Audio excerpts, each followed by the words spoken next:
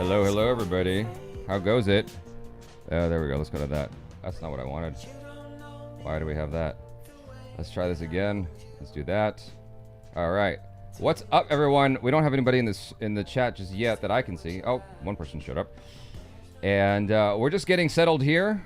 Everything is fun. It's been quite the stressful morning trying to get the stream sorted just to go public, but here we are. Achara will participate in just a moment. She's just sorting out some social media related stuff for these live streams that we're doing. We are actually streaming to 2 channels at the same time. Senate Pals and Senate AC.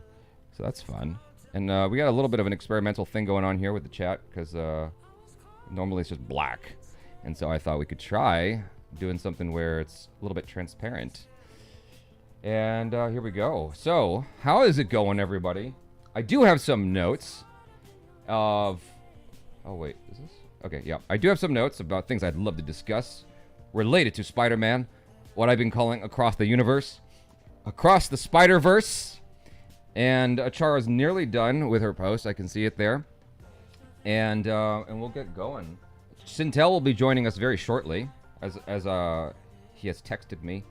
Let's see what people are saying. This is the Get Jabby stream. This is the Jabby Koi. I mean, excuse me. Whoa, I dead named my own channel. This is the Cinepals stream, and this is the Cinetacy stream. So I will keep a lookout for questions and what have you. Let me see. This is the wrong channel. Hold on. Where are we? Oh, this is the Cinetacy one. Okay, let me. Hello, I am here. So now. Beep boop to all of you. Now we're on Cinepals here. Cinetacy here. I'll keep a lookout for Achara and I will both keep a lookout for questions. She's going to focus more on the Cinetacy side. I will focus more on the Cinepals side. And so if you super chat Cinetacy, Achara will respond. If you super chat Cinepals, Achara, I will respond. So, how's everybody doing? How's it going out there? Waiting for Sintel to show up. And let me skip this song. Yeah. So for everybody on the live stream on Cinetacy, if you're talking about other movies, I will not respond. We are talking about Spider-Man Across the Spider-Verse Absolutely. Today. Yes. So please stick to the topic. Please stick to the topic. Yes. Stick to the goddamn topic. Teacher Achara is gonna leave the chat now. Now that I've said what I need to say. So if you're like, why are they ignoring my comment? Because you're not talking about the right topic. I will send your compliments to my sister who made the thumbnail. However, someone said that they liked the thumbnail. Yeah, she did a really lovely job on it. Yeah. I had to go back and forth with her a little bit. She's like, what do you want? I'm like, this is what I want. We're yelling at each other. Okay, looks good. I love that from the Fallow of the 11th. Really loved how they didn't make Spot the focus either. It's basically a Spider-Man versus Spider-Man 2099 story. Love it. I feel like they did a really nice fake out where well, initially I was kind of like, really? This is the bad guy of the movie? This guy, really, Spot. He's so like inept. Well, yeah, initially I was like, by the way, you can't see me because I'm fixing something for Achara's window. So when I saw him in the trailer, I wasn't expecting him to be important. It was like hilarious that he became like the main bad guy of the story. I was like, this is like totally unexpected. I thought he was just gonna be this quirky little like weird villain, like just exactly what Spider-Man said. Like he wasn't, you know, I can't remember his words exactly, if it was like some sort of like sub-villain or whatever. Mm-hmm. And then it was like, oh no. Is he the main villain? And then you realize like, oh no, the main villain is actually Miguel O'Hara and all the other Spideys who take up his cause. But it's an interesting one, right? Because it is the age-old question. That one of like, if there was a train coming and then you had like the person you loved the most on one side of the track and then like literally the rest of the world or like 100 people on the other side, and you could only divert it one of 2 directions, like what would you do? I don't know. What would I do? I don't know. Spider-Man. I don't know. Let's kill 100 people. That's what we'll do, you know? Well, I mean, the train trope has been in Spider-Man so many times. That's true, actually. It's like it's been used repeatedly. Yeah. Let me see if I can fix this really fast. Sorry, you guys. I forgot about these backgrounds.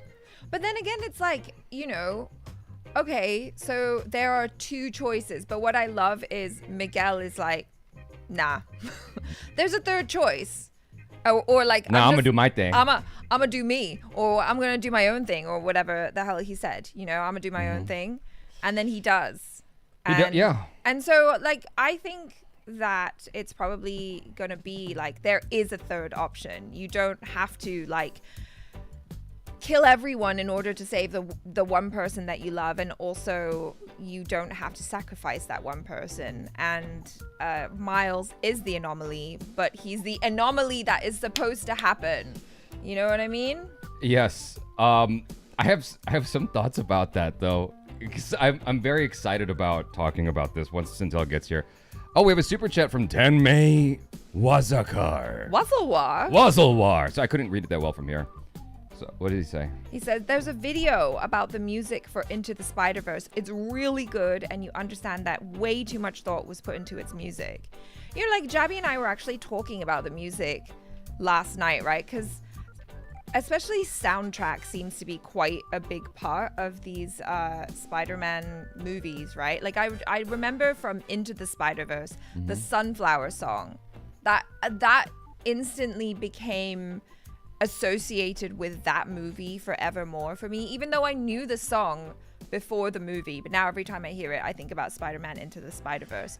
And so I was talking to Jabby about that, like how does it work? Because Sony has got their own music label or whatever. Do they tell the people making the movie like, hey, we have these top new artists and we want you to put them to feature their songs, like make it work somehow? Or is it something else? So actually that video would be super interesting. So do you think Across the Spider-Verse was better than Into the Spider-Verse? Also, do you think that the next one will be better? See, here's the thing, and I'm gonna try to like keep this small for now, because we're gonna really blow it open in a little bit. This was supposed to be one movie, right? It got split into two. So we can't really fairly compare this to the first one yet until March of 2024, when we have the whole picture. Assuming that what we get in March of 2024 is just the other half and not being combined with what was gonna be Beyond the Spider-Verse. Like, gotcha.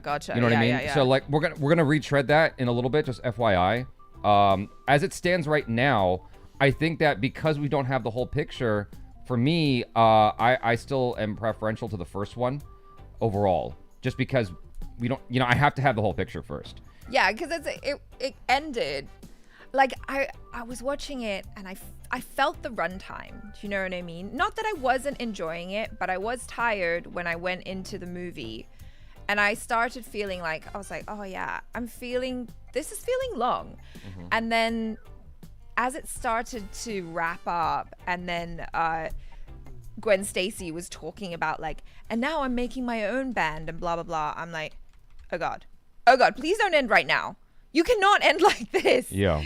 Like, no, you can't end like this, because I cannot deal with this. Like, I need to know what happened. And I was like, oh, maybe they're just gonna assemble the team, and then they're gonna go after him, and it's gonna end in like 15 minutes. Maybe that's what's gonna happen. Oh, I can hear you, dude. I can hear you. Yeah. So we're gonna have a whole other movie, so that'll be fun. And I was very relieved when Jabby told me that it was coming in March 2024. I was like, oh, thank God, because I thought they were gonna make us wait for like 2 years, and that would have sucked, because I need to know what happened.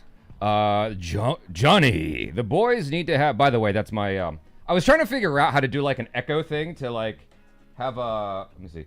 Johnny. No, it didn't work. What the? I had an echo thing that I was trying out the other day, to, like as an effect for the, to shout out people's names and stuff. But anyway, Johnny says the boys need to have Web Weaver as season villain. I have no idea who Web Weaver is. Do you know who Web Weaver is? No clue. Julian Ramcharatar says the ending was really good. Can't wait for the third movie. How did you feel about the ending in Sharkirk?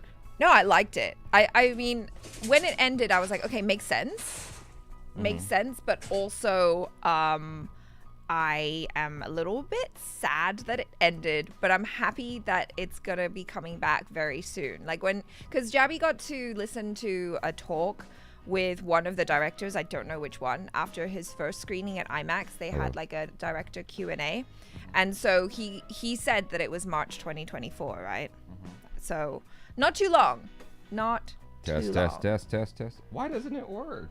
Oh man. I was so excited about this effects return thing. It's not working right now. Oh, Direbox 9990 says, man, the way Peter and Gwen slightly betrayed Miles. I feel so bad for him. I want to hug Miles. Yeah, I felt bad for him too. I was like, shit. But I loved how that scene. Okay, Johnny. Okay. It didn't work out too great, but I tried.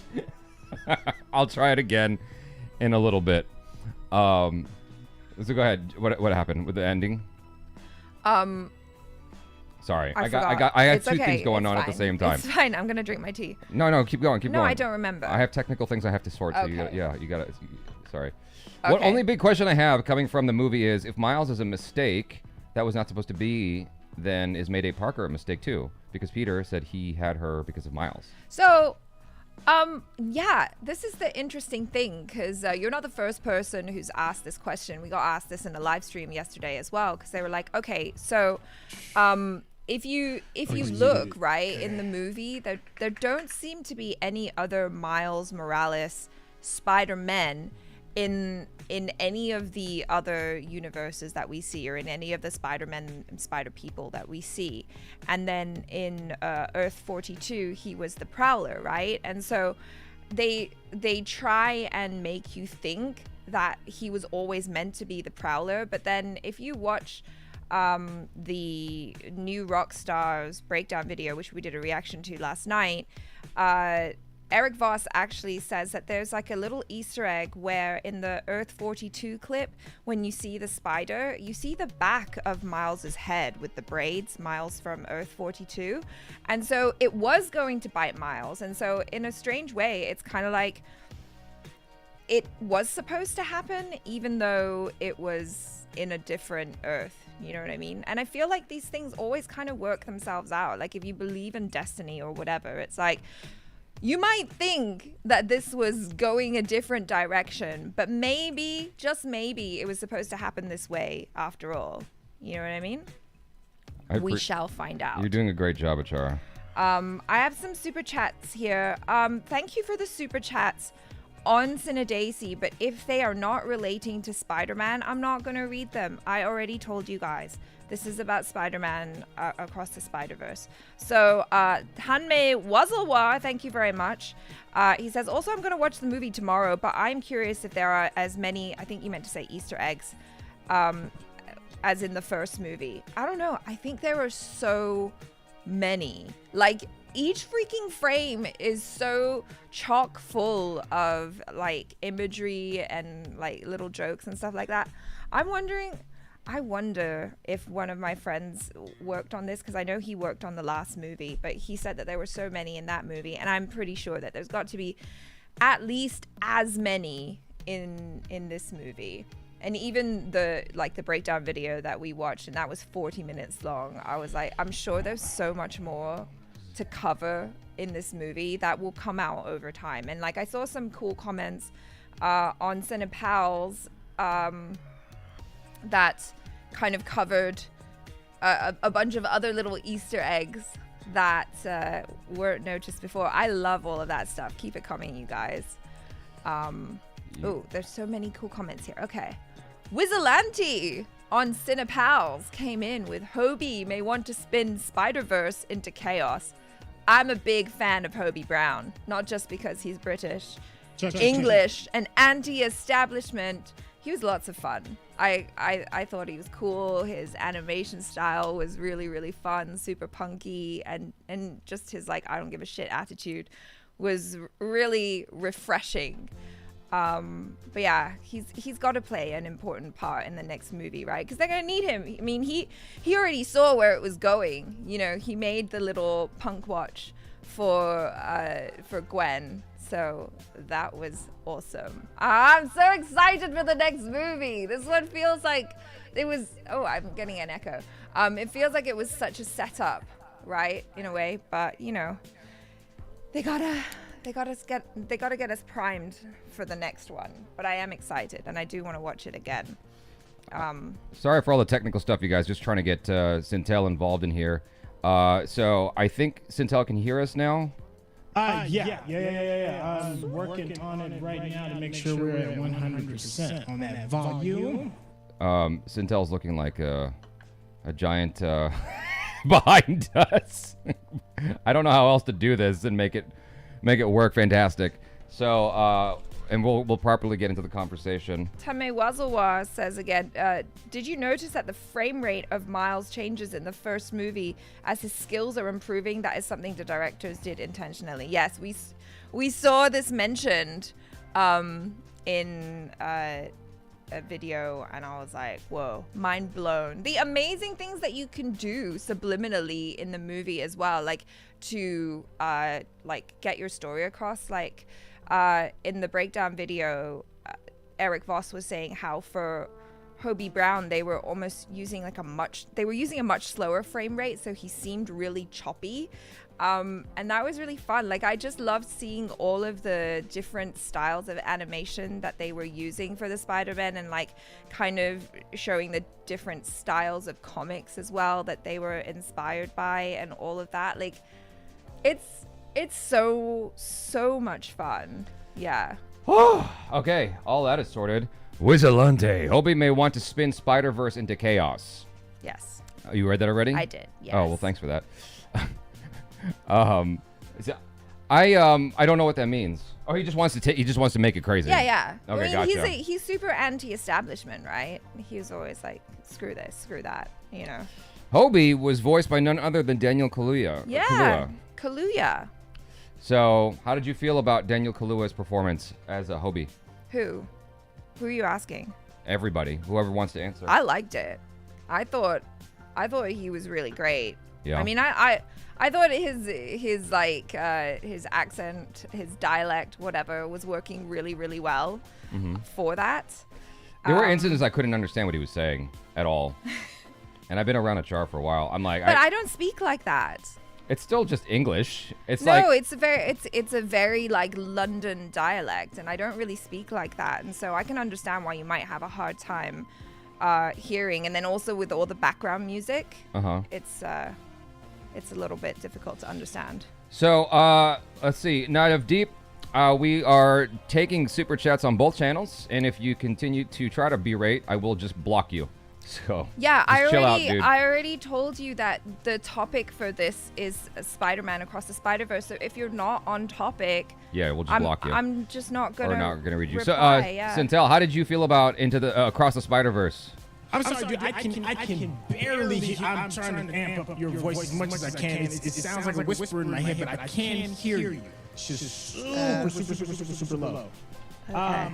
Now, ask me that question one more time. How about now? No, it's all good. Just we'll make it work. You can't hear me still? I can hear you, but it's very faint. It's very faint. How about now? Yeah, it's not changing. I got everything all the way turned up. I have all my shit cranked to max on my side, so don't worry about it. We'll make it work. What was the question? Oh. I said, how'd you feel about the fucking movie? How'd I feel about the movie? All right, how much time we got? No, I'm just kidding. Listen, this is one of those rare moments, man. One of those very rare moments where I'm sitting in the middle of the theater and I'm like, and I'm going down my checklist. I'm like, okay, best animation I've probably ever seen. Yeah, check. Best Spider-Man film I've probably ever seen. Yeah, check. Best action movie that I've probably seen. Yeah, check. Could this be one of the best movies I've ever seen? Whoa. I don't know. It's in my top 5. I've been talking to a few people. I'm like, is it in your top 5? Most people that I've talked to is like, it's in my top 5 goated. I don't know if it's my number 1, but it's in my top 5. Look, if you haven't seen this, you need to watch this. If you have, if you're curious and you don't want spoilers, I know Jeff's gonna be mad as hell for me what I'm about to say. No, this is a spoiler stream. Watching this. Yeah. You need to stop watching this if you don't want any spoilers, because you don't want to rob yourself of what is potentially the greatest movie of all time. Much less Spider-Man, much less Marvel, much less superhero. It's arguably one of the greatest movies I have ever seen. That's a big compliment. Wow, that's huge. You've watched it once? I've only seen it once. It's got to be in my top 5. Yeah, I'm sitting here. Here's my argument to people. I'm like, tell me a movie that's better. I don't know. It's hard. It's hard for me. Easy. It's easy for me to be like, nah, there's no way. There's no way. It's not. It can't be that good. Tell me something that's better. I mean, what are we grading it on though? Because the thing about it is, like, if we're talking about how it hits me emotionally, like Endgame, for instance, hit me emotionally harder. You see what I'm saying? Like, I didn't have the feels while watching this like I had with Endgame. But the thing about it is, we got half a movie, because I mean, there's a lot to go into regarding that. But yeah, like, I can't judge this film completely yet. I can judge half a movie. It's like you stopped at the intermission basically, and you're like, okay, how do I feel about this half of the film? You stopped at halftime and they fixed the plan. Sure, you can. You can absolutely do that, because for many diehard Star Wars fan, Empire is the greatest out of all of them, and it was half a movie. No, that was a second. That came out as intended though. So did this. This is this was not the intention. This is not the intention. I can explain, dude. So what happened was, when they were making this movie, they were doing screenings, and the directors were like, whoa, like, at this point in the film, it's starting to feel long. We need to chop it in half. Like, so initially this was a longer film, and there was a lot more story to cover. Like, this wasn't supposed to end where it did. And they got into like the screenings and the focus testing, and they're like, yo, we gotta split this up. And so that's why we're able to get the third installment in March, as opposed to 4 years from now. You were able to judge Kill Bill Volume 1. I had issues with Kill Bill when I saw it, but I'm just saying you can judge it as a standalone.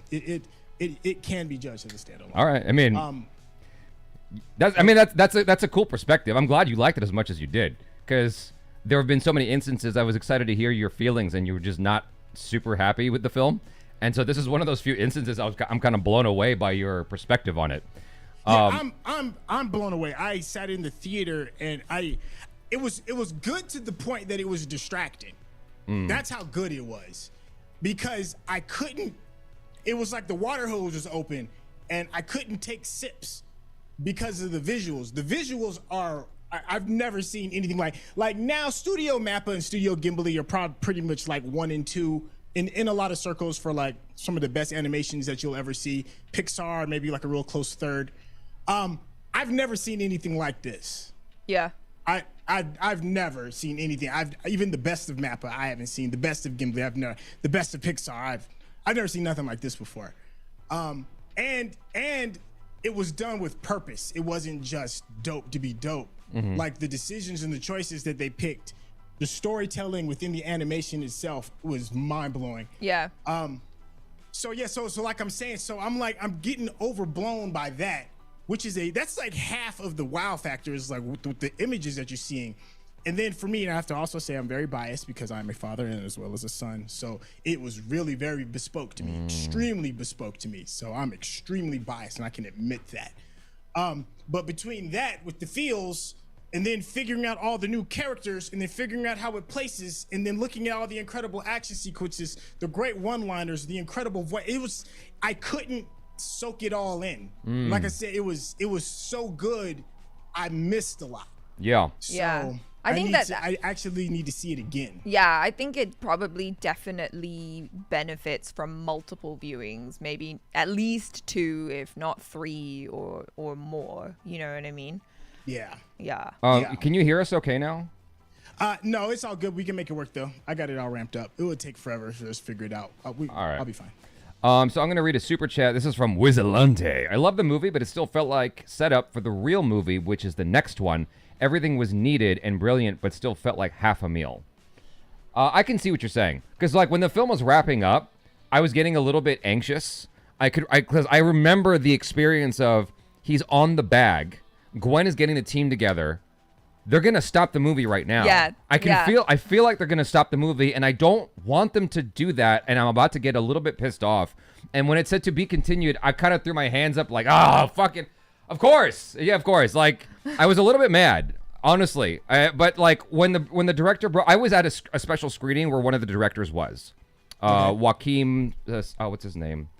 Joaquim DeSantos. Okay. So he really broke down some of the inner workings of the film.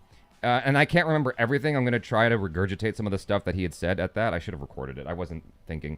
I was just trying to be present in the moment. But yeah, he said that initially it was supposed to be just one long film. And like they threw everything at this. They wanted to do so much with this movie because part of the thing with the first one is kind of breaking the rules. And like this was a part of a conversation I had with him personally afterwards. I got to talk to him because I asked him about editing. Because, like, if you watch the editing in this movie, there are some instances where it gives Michael Bay a run for his money in terms of the editing. Like, it's moving quick. And that's part of the reason why you felt like it was long. Because, like, if it keeps moving fast, right, and you keep that suspended for the entire runtime of the film, it will feel exhausting. Yeah. But, like, I asked him about that. I'm like, what informed the editing? And he's like, I forget everything he's like, not everything. I don't remember everything he said, but one of the things he had mentioned was how by doing that, you're keeping up the energy, but it also allows you to emphasize those moments where you take that away. Right. Like those emotional moments between him and his mom or him and his dad or, you know, whatever, or him and Gwen, Miles and Gwen. And when I say him, I'm talking about Miles. Or like Gwen and her dad. Well, like Gwen, yes. Yeah. When you take away that fast-paced editing in those moments, it emphasizes it even stronger, which I totally agree with him about. And one of the things he mentioned was like his intention to break rules. These people really understand the rules of filmmaking, and they went out of their way to break those rules, right? And so one of the things he had mentioned was the opening with Gwen. And he said that the only other film to have an opening of that length that it would compete with is The Departed. And it was like, how is he comparing The Departed to Spider-Man Across the Spider-Verse right now? Bro, you can compare Citizen Kane to this bad boy. Like, man, I'm sorry, I didn't mean to. But whatever cinematic great that you're thinking is in your head, you can compare it to it. Sure. I don't care what it is. So, but Shawshank. But it was just interesting. It was just interesting how he was comparing those two, but specifically about the opening and its length. He's like, this is not what you're supposed to do. Right. He was going out of his way to like test the three of them were testing the boundaries of what was possible. And so once they saw what they were allowed to do with the first one, they went out of their way to break as many rules as possible and test the limits with this one. And what the big takeaway that he was telling me was, or that he was telling the audience, because I'm combining like his conversation with me with the audience conversation in terms of the details. One of the things he was saying was Beyond the Spider-Verse goes even further with breaking the rules. Ooh. It goes even more bananas. And I'm like, how do you go more bananas? And the only theory I could come up with was that you would see an introduction of more live action people. We didn't get, in terms of that huge chase sequence in the Spider-Man realm, or Miguel's realm, we didn't see Tobey.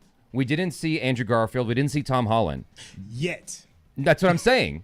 So yeah. none of them showed up there. It's like, why wouldn't they be part of that?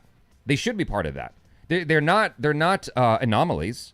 They're all like proper Spider-Men in their own universe, right? Mm-hmm. So they should be part of that crew. My anticipation is that we are going to see. Tobey was in there, wasn't he?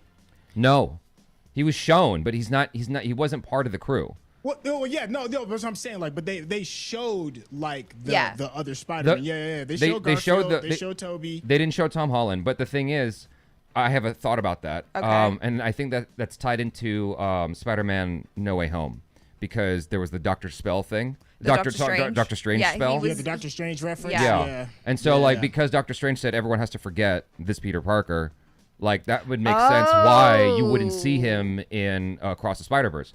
But I'm anticipating that you're going to see some of these guys show up, like proper live action, in the next installment. Yeah. My question to Sintel and the audience is, how will you feel if you see a huge like presence of those three actors live action, kind of like Cool World with Brad Pitt? Like, how will you feel if you see those actors like in the film substantially in the next installment? Oh, it's easy. It's easy for me because the writer, when it comes to like Phil Lord and Lord and Miller, I think. Yeah. The two of them. When it comes to them, I trust completely. There's few creators in this space where I don't care what they do, I trust. I trust, and I know that you're going to take me to a place where I'll at least have some kind of mild satisfaction and be blown away. Lord and Miller are two writers that have done that for me, and I don't care what they do. They could all of a sudden transfer this into a half of it being live action. I trust that they'll stick the landing. Right. I'm all in. I'm all in on these creators. Yeah, I mean, yes, I agree with you on that, but I'm just kind of hoping that even if we do get some live action Spider-Man with like Andrew Garfield, Tom Holland, or Tobey Maguire Spider-Man, I would still want it to be more focused on Miles's story, or like Miles and Gwen, because, you know, this movie was also more about Gwen, which I didn't mind. I really liked her story. I liked learning more about her and her world and her relationship with her dad. So as long as we're just kind of keeping it focused on them, I'm cool. Yeah. Yeah, I was really shocked at how much I enjoyed Gwen's story. I've never disliked Gwen, but, you know, I came to see Miles, you know, so it's the Miles show. But what they did bring in with Gwen, all of it worked. All of it set the tone. I was like, wow. Like, that drumming sequence was dope in the very beginning. I mean, you want to talk about oh my God, I can't think of the name of it. The drumming movie that's got actually. Whiplash. Yeah.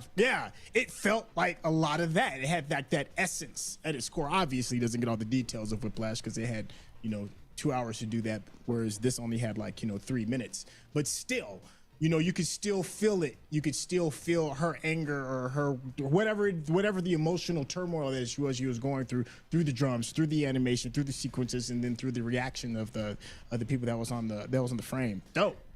Did you notice how much Sony got away with what Warner Brothers could not? Because Warner Brothers with Matrix Revolutions and with Space Jam was very self-referential with Warner Brothers. And Sony got to be very self-referential with Sony in this movie, and no one bats an eye at all. You got a PlayStation 5 in there, you got the Spider-Man games in there, you got you can hear me better now?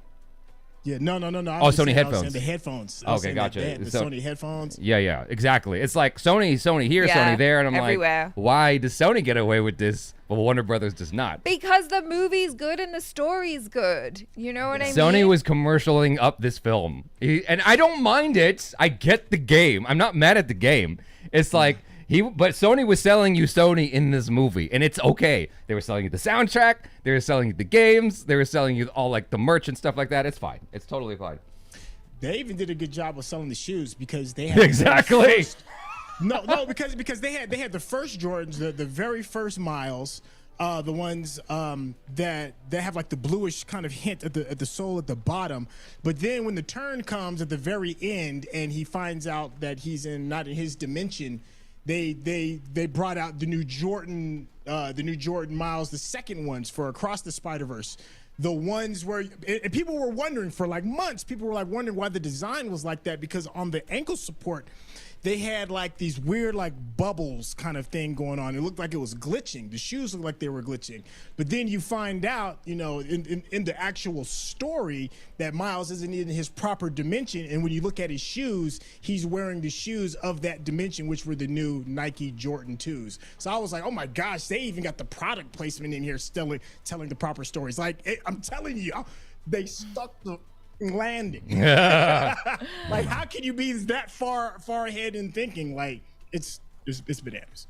No, it definitely was bananas. So there's some super chats I got to catch up on here real quick. Yeah, go for it. So let me make sure the boys. Okay, what the heck? Why is this not moving? Okay, it's fine. Hobie, what is it? Wizalande. It is financially not viable to release back to back like in a month. So like Stranger Things last season, which is Netflix and not theatrical. John Burns, Spider Pals, spinning the truth. What does that mean? I don't know. We could at the time when that came, we were talking about like the next movie. Okay, gotcha. All of that, yeah. Ismail Hamzel. I probably said your name terribly. Do you think they intentionally made it this way so people would watch it multiple times? Yes, they did. Yeah. They deliberately did it that way so you'd watch it multiple times, and I think the director even said that. Like, Because there's so much laid in terms of detail, in terms of references, in terms of like Easter eggs. There's so many in damn near every frame of this movie that you have to watch it 2, 3, 4 times just to get it all in. And so I think that also is a factor, contributing factors to why it was edited the way it was, because there are things that pop up and then it goes away and you're like, I don't know what it said, and you got to go back. Yes. Yeah, it's the overwhelm, right? Yeah. It's the overwhelm of what you see on the screen. It's crazy. Go ahead. The only other thing I can compare this movie to was my first time going to E3. It's just the total sensory overload between visual and audio and everything happening all at once. Like, I was more overwhelmed by this movie than Everything Everywhere All at Once. And just in terms of how much it was hitting me. Right. You know, there was just so much going on that, like, watching it twice, normally I will get second watch fatigue. Like, even if I love the movie, I might get second watch fatigue, where it's like, you know what's coming, so it's like your enjoyment is nowhere near that first experience of watching it. Right, because the first experience hits you with all of the emotions and stuff. Right? Like, I remember watching, not Attack of the Clones. What was the second Star Wars movie?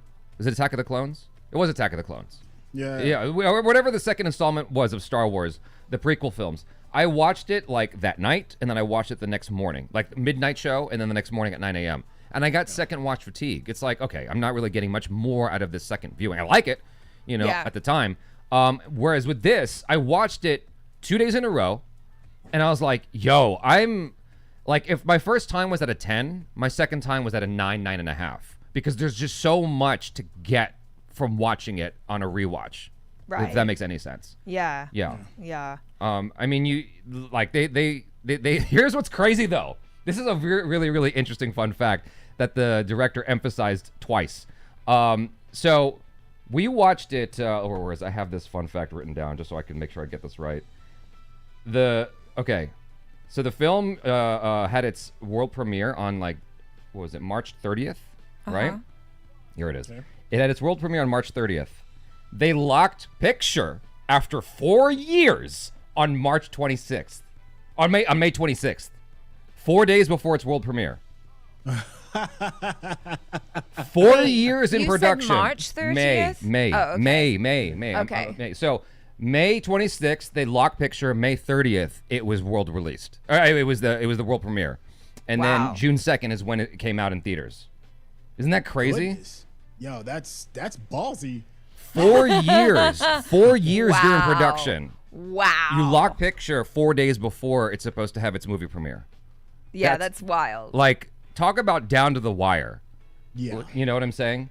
And so I feel like, I don't know. I can't even imagine what they were fine-tuning in those last moments.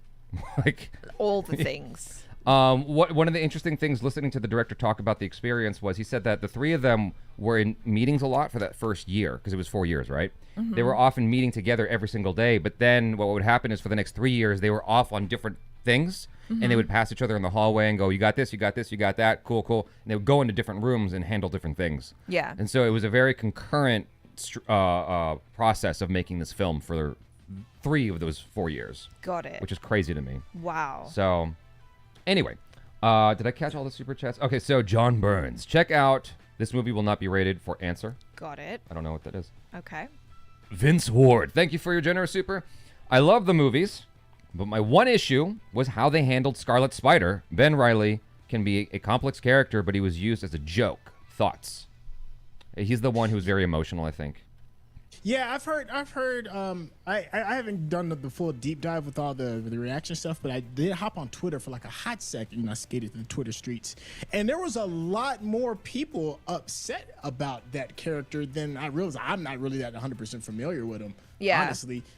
So I guess I couldn't take offense because I don't know the history, but some people thought he was given a lot of people thought he was given like a raw deal as a character. So I would have to you all in the chat, what is it about this character that's so beloved that they did him so dirty? So I asked the audience on both channels, how did you feel about Indian Spidey? And on the Cinepals, it said didn't love him, 19%, 38% said liked him. 43% said loved him. How about your side of Chara? Cindy Daisy. So 55% said loved him.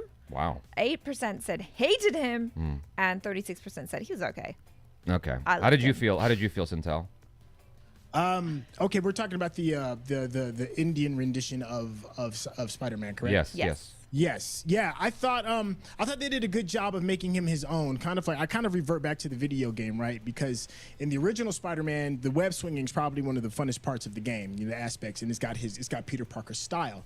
But then when they released the Miles Morales version of it, his swing style is very different, right? It's very Miles. Miles owns it, and it's like, oh my gosh, there is that big difference. I saw the same swing style with this version of the Indian Spider-Man, and I thought that was kind of dope. I liked this outfit. I mean, the story's pretty much the same. That's the thing about being in the Spider-Verse. It's the same story, but just with different characters acting it. But the way he looked and the way that he was swinging on the webs was very uniquely his own, and I really enjoyed that. So, here's my question for you, because you're saying this is one of the greatest movies of all time, if not, for you, the greatest movie of all time, right? Oh, I don't hear you at all now. I don't hear you at all. Say that again. You're saying that for you, this is the greatest movie of all time, potentially. It's arguably, it's top 5. My challenge is tell me a movie that's better. Okay, so here's my question to you. Can you hear me okay, though? I can hear you enough. I don't know why you can't hear me. This is fucking crazy. Let me see if I can fix this at all. I don't know why it's like that. Achara, talk about something else for a second while I sort out this technical I will thing. quite happily talk about Spiderman India. Also, why is his name so freaking difficult? I didn't like that. Especially his last name. I'm like, okay, Pavitra, I can get on board with. That's fairly easy. But what's his last name? Like Parambata or something like that? I'm like, he's South Indian. Couldn't he have even though he lives in Patel? Mumbai. even though he lives in Mumbai, he's a South Indian person. Anyway, but he's in love with a Punjabi. Yeah. Anyway, apart from that, I thought he was really fun, and also I saw a bunch of comments here on the Cine Daisy stream saying, like, actually, how you had said in our previous live stream that a lot of people didn't like his accent. That's his real accent, I think. No, but then this person was like, actually, no, like 90% of people probably really liked the accent. They thought it was perfect. It was fine. I didn't have any issue with the accent either. And I just really liked the character, much like what Sintel said. He just felt like his own character, and he was really fun. I liked that he was charming, he was funny, he looked super cool. Mumbattan was fun. I caught the Zomato ads right away, and I had a little chuckle to myself because I was like, wait, how much did Zomato have to pay to get featured in this movie? But then, like, if you've been to India, you do see the Zomato ads everywhere, though. So that gave me a little laugh, and I liked him, and I liked the chai tea joke, like just his whole character where he's like, chai tea. You wouldn't say that. You're just saying tea. You wouldn't say coffee. I was like, yes. High Vegas says accent was fine. Could have used a better voice though. What's funny is I actually felt I felt kind of the same way about Peter B. Parker the first time I heard him. I would have preferred a different voice. The first time I heard him, it's grown on me now. Yeah, and it's just because I'm used to it. I liked him, but I also liked him in New Girl, so I was excited. Like when I found out that the Peter Parker from Gwen's universe is the same guy from The Boys. Yeah. What's his name? Jack Quaid. Jack Quaid. I was like, that dude is definitely Peter Parker. That's a Peter Parker right there. And I would have totally cast him in a heartbeat to be Peter B. Parker. But we got the Peter B. Parker we got. No, but like I like the voice that we got for Peter B. Parker, because I feel like he's kind of like slacker Peter Parker. Yes. Well, he is. Yeah. And so his voice speaks to that, because he just sounds like that guy who probably doesn't wash his underpants that often or his socks. You got to stay on top of these regular chats when you can. Yes, someone was saying something. I do know. Oh, I missed it. I lost it wherever it was. The accent was solid. I feel like he was fine. Just didn't prefer the stereotypes of the police officer dad. I really want to talk about this movie so much, but unfortunately, the show's tomorrow. I lost it. Okay, so Sintel, what I was going to ask you was this. How did you feel about the... how would I put this? Because Miguel is essentially a villain in this movie, right? Or an anti-hero, as someone pointed out. Yeah, he's not a full-blown villain, but he's just the antagonist. To me, he's more of the villain in this chapter than Spot. Because Spot is like the setup. He's a villain, and he's set up for being the primary nemesis in the next installment. Right. But Miguel is the nemesis here. He's the one that stands in Peter's way, and stands in Miles' way to getting to Miles' objective, which is to get back to his dad. Right. Well, that's why I think he's more of just the antagonist. He's not a villain to me because his intentions are good. I mean, his intentions are so good that everybody kind of like is kind of on board, and you can kind of understand why he's doing what he's doing. He's not like, sneering and rubbing his hands together. I'll get you, Miles. It's not that. Yeah. Whereas that is exactly what Spot is doing. He is literally sneering and rubbing his spots together, talking about I'll get you, Miles. Like, those are two totally different. They're both antagonists, but one is a villain. Yeah. Spot is a villain. Yeah. So the reason Miguel is just misled, and he's just. His why is just different. It's just counter to the growth of Miles. So the reason I was asking about that is because for all intents and purposes, Spot is a secondary villain in this movie, and Miguel is the primary villain in this movie.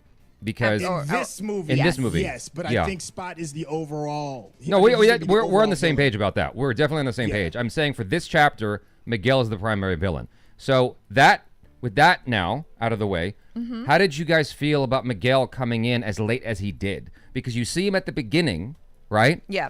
And then he shows up way later in the movie. And once he shows up, the rest of the movie is action, basically. It's a race to the end of the film.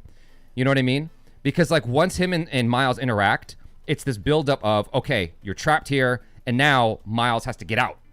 Yeah. That's the rest of the movie. Uh-huh. So we don't really get a lot of interaction between Miles and Miguel before we're on that path to the end of the movie. That's what I'm saying. Do you see what I'm driving at? Yeah, I just don't think, for me personally, I'm like, I don't think that bothered me. I don't think that was that important. I feel like we'll probably find out a lot more about Miguel in the next movie. I mean, we've already seen a little bit about his backstory with him being in the other reality where he has a daughter. He takes over the place of the Miguel that died. He has a daughter. He's got a family. It's like all sweet and nice. And then you find out like his whole world basically just like melts around him or something, and everything goes away. And so you understand kind of why he is the way he is, but I think we'll get more of his arc in the next movie. Okay. So yeah. How did you feel, Sintel? I kind of agree with Charlie because I just don't see he's not a villain. He's just the antagonist. Like, I think that it's kind of like when you watch those stereotypical cop shows. And there's the real bad guy that the detective has to find and get, but he just can't get over Sarge. Sarge is like, you're costing the department millions of dollars, you these car chases and this, that, and the third, and I'll take away your badge. It feels kind of like that. It's just this thing that, the detective has to get around so that he can catch the villain. So to me, but I can see where you're coming from. I guess if I saw him as a villain, then I guess I would probably maybe have a bit of an issue of him coming in the end doing his villainy. But right now it feels like a Beverly Hills Cop kind of thing, and he's just trying to get away from Sarge so he can get the real bad guy. Gotcha. Or right now he's just trying to like save his father right now. Gotcha. Yeah. We actually have a total of 3 villains as it stands until Miguel joins his side. Because we have Miguel, we have Spot, and we have the other Miles Morales. Oh, yes. Yeah. Now that is he is going to be the Thanos of this show, or whatever the super big bad is. Yeah, altered version Miles. I can see that. One of the interesting things that we discovered while watching Eric Voss is that he was supposed to be a Spider-Man. There was always supposed to be a Miles Morales Spider-Man, but from Earth 42, not our Miles Morales. Our Miles Morales was supposed to be just a regular kid. And Peter Parker was Spider-Man in our Miles Morales' universe. Yeah. I forget his Earth. Well, I think that's what we're assuming. Because No. There's evidence in the movie to support it. When you watch it again, if you watch the black and white moments where Spot is talking, he talks about how he grabbed a spider from a different universe, and that's the spider that bit our Miles Morales. If you watch those images, that spider that he grabbed from another universe was next to what do you call those? Braids Miles Morales. The villain. Okay. Yeah. Okay. See, I missed that. Yeah, I missed. Well, of course you missed it because it's moving so quick. You got to watch it twice. So, yeah, it's like you're gonna see it if you look out for it. You'll see it next time. Eric Voss. Oh yeah, I'm watching it again today. Okay. So go ahead. Oh, I just learned something here from Yuvraj Haldankar. He says that surname Prabhakar is very much Maharashtra, the state where Mumbai is. Any surname ending with Well, there you Kar go. is almost always Marathi. Oh, that's fun. Okay. I like that. Well, good to Okay, know. so they were being like super like authentic with that. So I appreciate that. It's just hard to remember. Yeah, they chose a really long last name, and it's like, as an American, I'm like, you could have done us a solid and chosen an Indian name that's easier to remember. They gave Inspector Singh the easy name. I remember Inspector Singh like that. Singh is a very common last name. That's super easy. Morales is a very common last name. Miles is a very common name too. Or you've got the alliteration as well. Peter Parker, it's like all of those names are easy to remember. Why would they give the Indian Spider-Man the most complicated name in the world? Because they wanted to be authentic, that's why. It could be authentic with Singh. No, but like they wanted to keep maybe it. they'll give him a nickname, to kind of like His nickname to me is Indian Spider-Man. He's Spiderman India, technically. Whatever. Like, it's just that's according to IMDb, yeah, he's just a Spider-Man India. Yeah. okay. So Sparsh asks, what do you or actually, let me get these super chats done because I missed it. We're here. John Burns, you were asking about Sony being self-referential. Let me see if I can do this. John Burns. The Los Angeles Angels of Anaheim translates to the Angels of Anaheim. LOL. Yes. Okay, he's talking about how the name is redundant. Oh, okay. Yeah, I mean, that just happens a lot. ATM. Yeah. Machine. Yeah. When M PIN stands number. for machine. Yeah. What PIN number? What does that mean? Well, N stands for number? PIN stands for personal identification number. So you're going personal identification number. Yeah. Okay. Yeah. Well, the S in Sintel stands for Sintel. So I have a question here from Nerdverse. If Spider-Man gets glitchy going to other universes, why didn't that happen in Spider-Man No Way Home? It did. It did. No Way Home. No Way Home. I thought you were talking about the Oh, no. Across in the very first mile. Into the Spider-Verse? I watched it yesterday, and he did glitch. The spider glitched before it bit him. No, but and I was like, oh my god, it was out of his universe. But she's talking about No Way Home. Yeah. No Way Home. Toby and because you're not dealing with animation. Yeah, I think. Like it's playing by a slightly different set of rules. Exactly. How did you feel when Donald Glover showed up? Oh, that was the treat of all treats because I mean, with all the history, brief history. The internet tried to vote him in to be the next Miles. It didn't happen. He aged out. But then, there was a cool little Easter egg with him in, was it No Way Home? Not No Way Home, but Homecoming, yeah. I think. Homecoming. In Homecoming, there was like a big, like a hat tip to him. They're like, is that going to be Miles? But it really wasn't. It was actually Miles' uncle, who you find out is going to be Prowler and next to the Spider-Verse. And then you come back to this. So it's like 3 different like hot takes of the live action version. And then they finally, yet again, stuck the motherfucking landing with that cool little Easter egg. Yeah. Dope. Absolutely dope. So the Sean Studio says the first second of this movie says cough in the corner of the screen. Yeah, I noticed that. I think that the reason why it did that is because often when you start a movie, someone always coughs. There's always someone who coughs or like clears their throat at the beginning of a movie. I think that's why they did that as just a little joke. That was my theory about it. I don't think Achara even saw that. I didn't. No. At the very beginning of the film, at the lower right-hand corner of the screen, it says cough. Like a little comic thing. Yeah. Like just cough. That's all. That's all he's talking about. So Zen, did you see it, Sintel? No, I missed that. Okay, in the very beginning of the movie, just look out for the lower right-hand corner of the screen. It says cough. Okay. Yeah. I got you. I think it's just because people always like clear their throat and cough at the beginning of the film. Like it's just kind of making fun of the audience. Zanet 10 says, I do not want Tom, Andrew, and Toby to play as main role. I do not mind their cameos, but this is Miles' universe, so he should be the main attention. Otherwise, it will become a mess. You didn't mind Gwen taking over the movie. So... No, like they did a really good job. They literally start Gwen, and end the movie on Gwen, and it's because it's told from her perspective. Yeah, which I didn't mind. Yeah. No, I mean, I don't worked. mind. All the Gwen stuff worked. Like, there was no distraction for me with Gwen. And this is somebody, like, I'm a Miles whore. I want to see nothing but Miles. You know, and I didn't mind it. I didn't mind it at all. I was smitten. I'm as smitten for her as Miles is. That's how good the writing was, because I felt like a kid again, like liking a girl and being like, you know, it's just she's so endearing for him, which made it endearing for me as an audience member. So every time she was on screen, I felt great. Yeah, no, I really liked her. Neil, and my heart broke when she betrayed him with everybody else. Oh my gosh, the betrayal. Oh my. That moment when Miles is like, y'all knew? Y'all didn't do nothing? I felt him. Oh, my God. I felt him so much.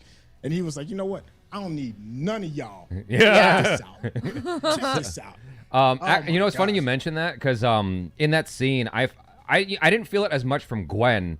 I felt it more from Peter B. Parker. Yeah. I was so mad at him. I'm like, this is not my Peter Parker. I was so angry that I really, really needed that scene with him and the baby when he confronts Miles later on. Like, I needed that scene where they have a heart-to-heart. Because I'm like, Just hold the baby. That's the Peter I know. Yeah. That's the Peter Parker I know. Like, what the hell? Anyway, I got some fun facts here I wanted to share. So this was from the director himself. He was saying that Gwen's hair apparently was crazy expensive to animate. Every time it moved or she put her hands through her hair, like, that was extremely complicated for some reason. Wow. If she took her mask off and she like pulled it off of her face and you could see her pull it off of her face, like, that was really complicated to do. I'm like, I don't understand animation. I don't understand how they animated this and why those elements were so bloody expensive, but they were. Apparently the subtle things were harder and more expensive to animate than the bigger things, like subtle emotional expressions from the characters and whatnot. Now, yeah, that was so good, though. On that note, like, it's not about the expressions, but about the movement. Like, I'm a big movement guy. Yeah, and we know I thought that the movement was so well done. And I'm not talking about crazy action movement. I'm talking about human movement. Like when Miles is getting ready to jump through the portal and chase Gwen, right?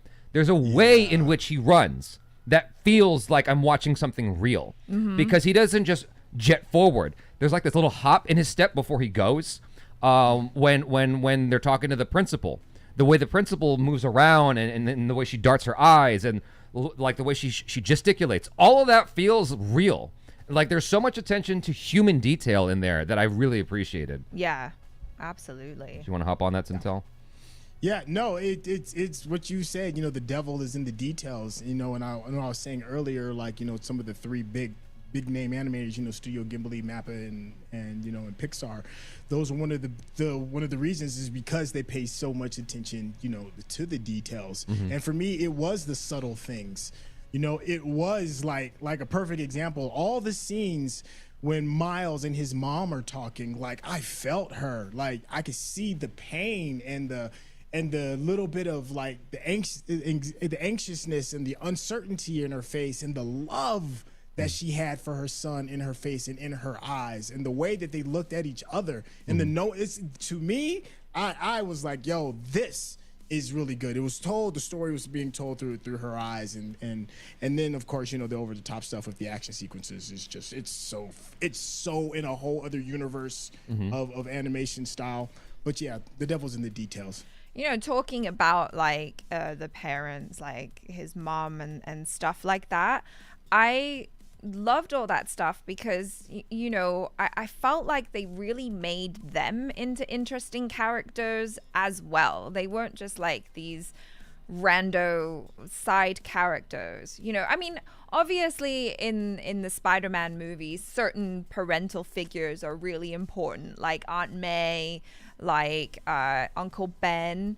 But yeah, I just really felt like they really got to be proper characters and like you could see them as parents. And so like I said in my review, like I really felt like there was something for everyone at every stage in life, whether you're like a kid who's relating more to the like younger characters, or whether you're older and you can kind of relate more to what the parents are going through.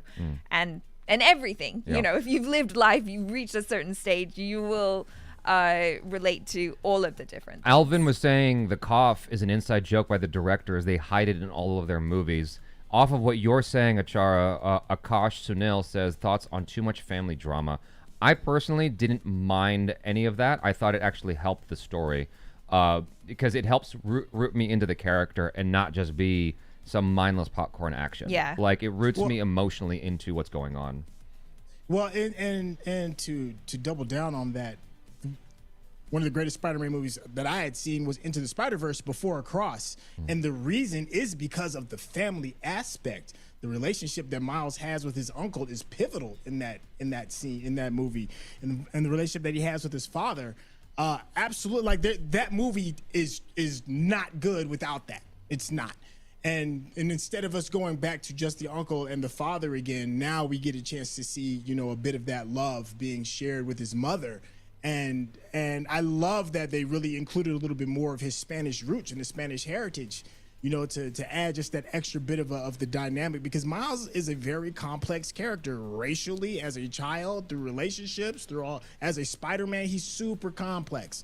And to see a little bit of that complexity through his mother and their conversation, I think is needed. It's necessary, because that moment when he calls her back again, and he just got done shaking all of the Spider-Man. That moment when he's talking to her and he's like, "I listened to what you said and you were right." Yeah. You know, I didn't need to be a part of them, and not only did I not need to be a part of them, I beat them.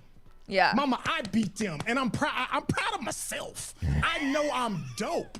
You know what I'm saying? Like, the movie doesn't hit as hard if you don't have that moment when he's like, "I'm dope, dog." You know, I felt that. I'm like, hell yeah, you're dope, dog. Yes. And your mama helped make you dope. Let's go. I have some thoughts about what you're saying, and I'm going to come back to that in a little bit about Miles Morales being dope. I'm going to come back to that. First, I want to mention something interesting. So, you like the Lego scene, yeah? Yes, I heard it was done by a kid.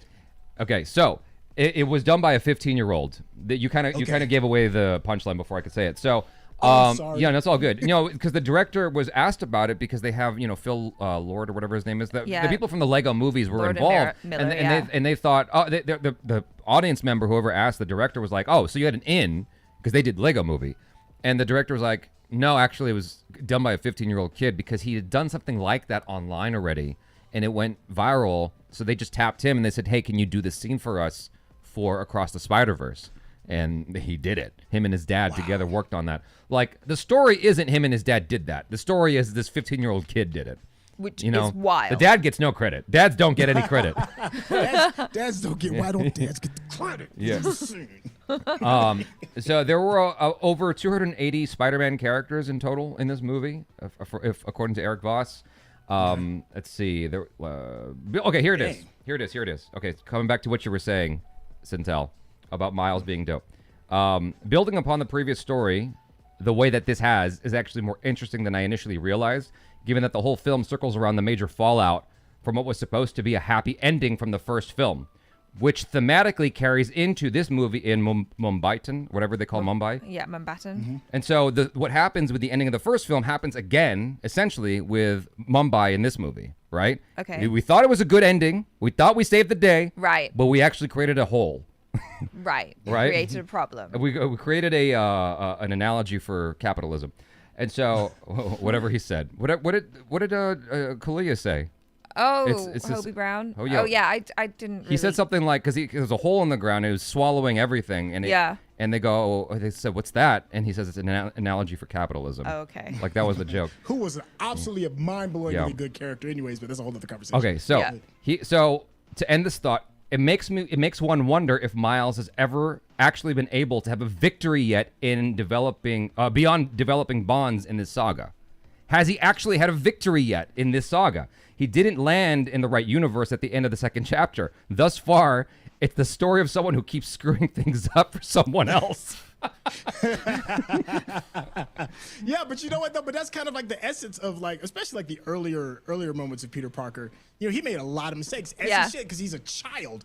He's a child, and I forgot. It wasn't until Cairo, my son, had pointed out. He was like, you know, Miles was like 13 in the first movie, and you forget. I was like, oh my gosh, he's like, you know, prepubescent. They have the whole puberty joke. The puberty joke in the very first one. Well, in this one, you know, he's like 16, 17 years old. You know, I think he's like 16. I think he said he's 16 years old. Something like and that, you can see it. Yeah. Yeah, I mean, you could see it, but you're still a child. You're still a child, you know, a bigger, larger, more capable child, and he's still going to make these mistakes, which to me is the essence of like the earlier forms of Peter Parker. Not adult Peter Parker, kid Peter Parker.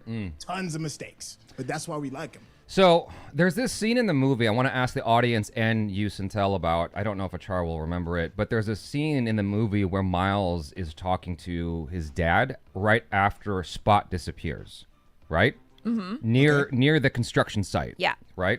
Yeah. Yes. Yeah. So there is this one shot in the film.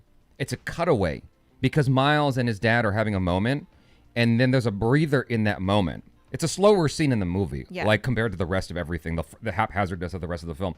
It's a slower scene, and it cuts to the billowing stuff on the building. It's like it's got this beautiful, like, kind of ocean look to it. And it's like a tarp or something. It's a tarp, right? yeah. I'm like, I watched this twice.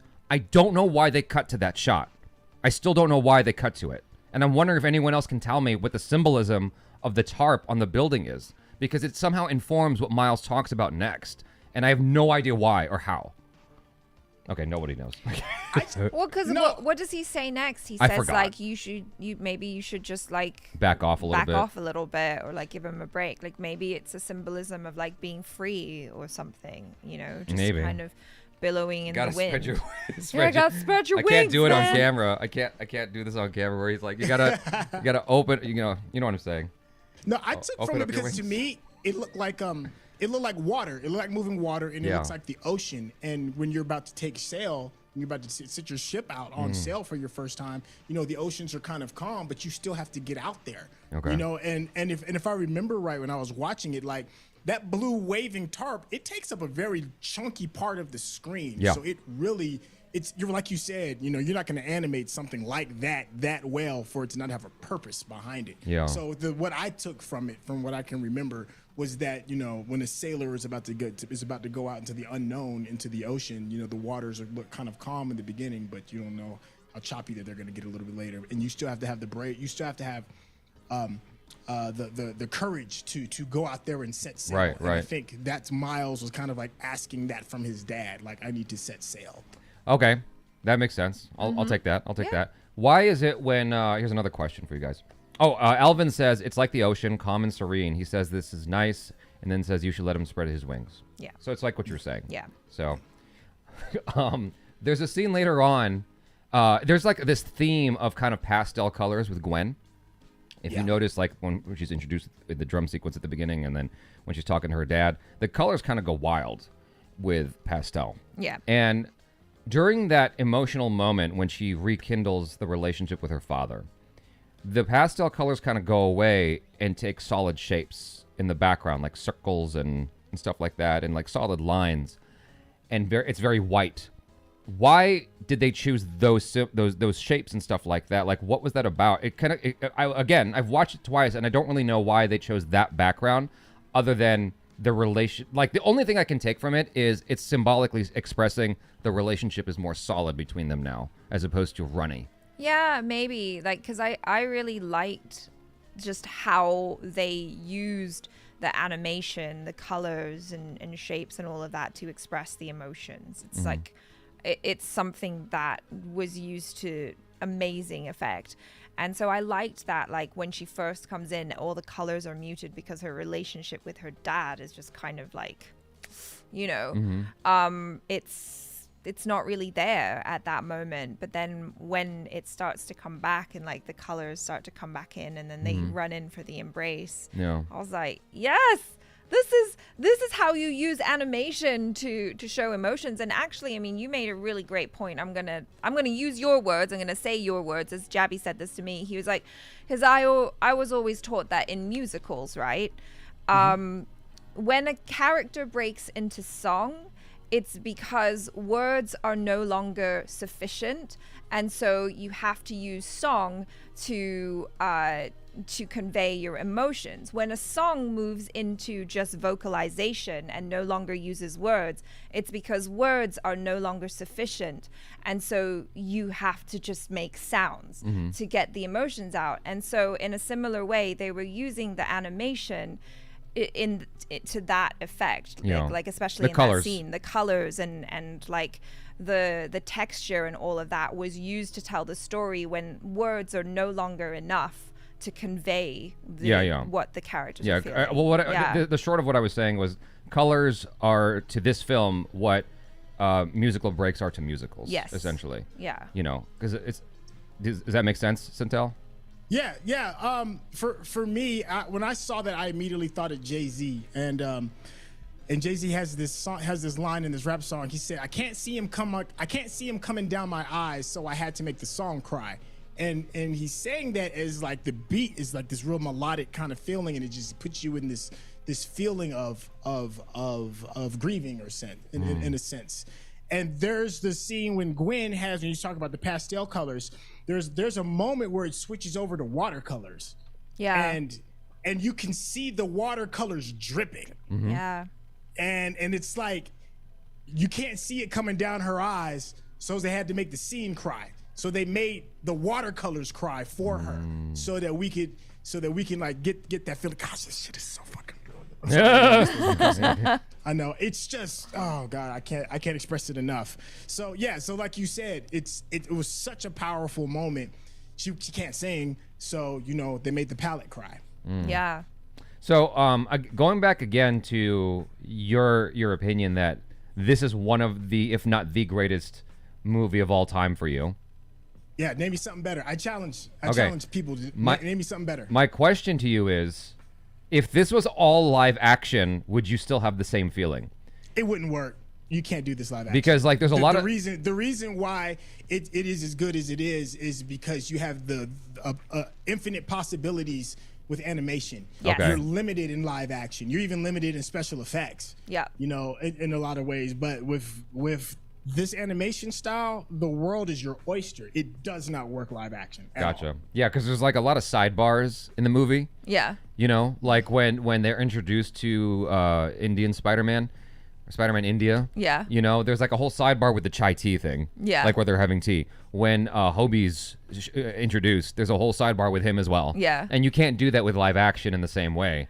And so Yeah. that's the first place my brain goes to when people say this is their favorite animation of all time or their favorite movie of all time. I'm like, but can you do this live action? Would it still have the same effect on you? But I think that's the really special thing about animation and why so many of like my personal favorite movies are animation is because you're able to tell the story in such a way using the colors and the creativity that you seem to only be able to do. It's not cinema, Chara. In animation. But it hits you in the feels though. It hits you in the feels. It's the theme park, Achara. Scorsese said so himself. Scorsese can eat a hot dog and shop. So you were asking like, what is better for me? If just like, because I can't compare it to live action, right? I can only compare it to animation. Right. Well, you can compare it to anything you want. Okay. Well, it's a good story. For me, I have to separate the two, because like Kung Fu Panda is I'm not comparing it to Kung Fu Panda, by the way.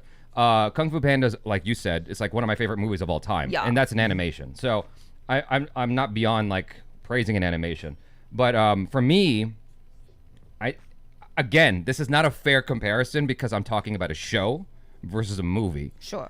For me, Avatar: The Last Airbender is still better as an experience overall than Spider-Man Across the Spider-Verse. You're talking about yes. You're talking about the series yes. as a whole. Yes. Yeah. As a compendium, it's very good. It's very difficult for me to argue against that because I too, like you, I love that series. It's the greatest animated series of all time to me. Yeah.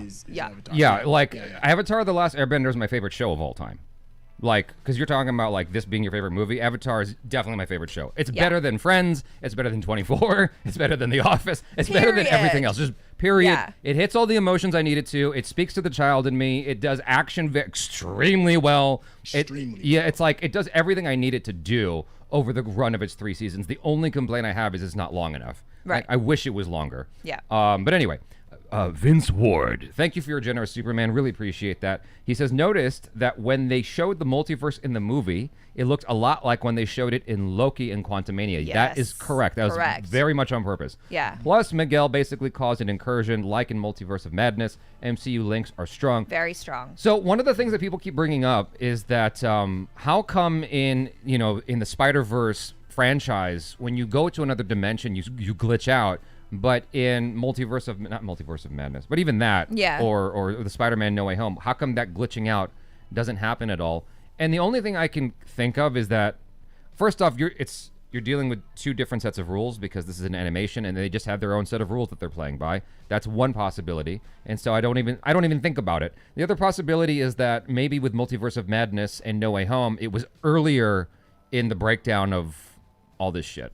I don't know. What do you mean? I don't know. Forget the second part. Just the Okay. first part is all that matters. So, Okay. but one of my favorite moments in Across the Spider-Verse was when Miles is talking to his mom, and what's interesting for me is it was followed by one of my most frustrating moments in the movie because he talks to his mom and he says, "I'm Spider-Man," and she goes, "Who?" And I go, "There's no goddamn way she doesn't know who Spider-Man is." I was so mad. Explained it. Yeah. But it works. Yeah. And then it's followed by him glitching out, and my mind was blown. I was like, "Oh my God, he's in the wrong place." Yeah. Yeah. I was the same way. Yo, it happened. I was like this in the theater. Yeah, exactly. I was like, I can't take no more. What- I can't take no more. When did you realize that the Prowler was Miles? When did it hit you? Because as soon as he swung in, because Uncle Aaron or whatever, Yeah. he backs away. As soon as he backed away and I saw Prowler coming, I'm like, "That's Miles! I know that's Miles. It's gotta be." I don't know if I think I was surprised. I think I was. Until the mask came off. No, I knew. I don't remember exactly when I figured out that it was Miles. Yeah. But I think it was that moment when his uncle goes, "I'm not the Prowler." I was like, "Oh shit." Yeah.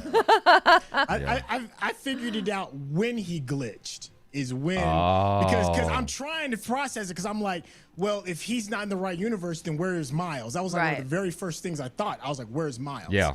Yeah. So and then when we saw his uncle and then he was doing they made the Prowler background sound that he makes each time he's on the screen, and I was like, is that for him or is that for Miles? And then they showed it and I was like, yeah, that's what it was. Okay. Well, but up until the glitch, I had no idea until the glitch, like none.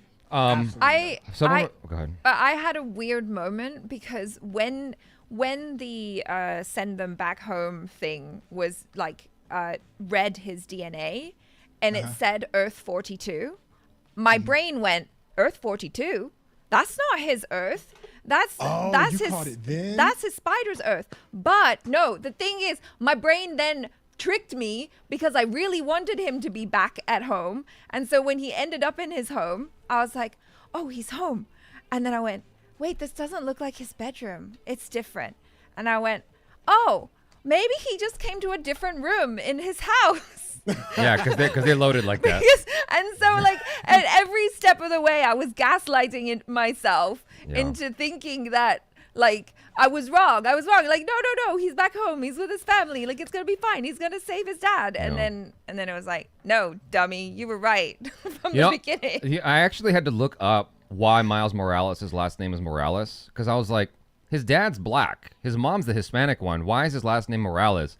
And I just Googled it, and one of the things they mentioned, there's 2 things that came up. One thing is that there was a possibility that when Miles was born, his parents weren't actually together yet. Like they got together afterwards, Right. like somebody I know. And so, That's fine. That's fine. and then the other possibility is that in the Hispanic community, oftentimes the children will use their mom's last name. That's another possibility. I just like it's never really talked about why his last name is Morales when his dad is the black one. It just confused me, like because I'm watching and I'm like the dad's last name is not Morales. He's definitely African. It's Davis, you know. So did you have any thoughts about that? No, you know, I had heard that brought up years ago when the very first Miles Morales comic came out. I had heard, and then I hadn't even thought about it until you just now brought it back up, and I was like, oh dang, that is right. I forgot all about that, but I do remember it being referenced before.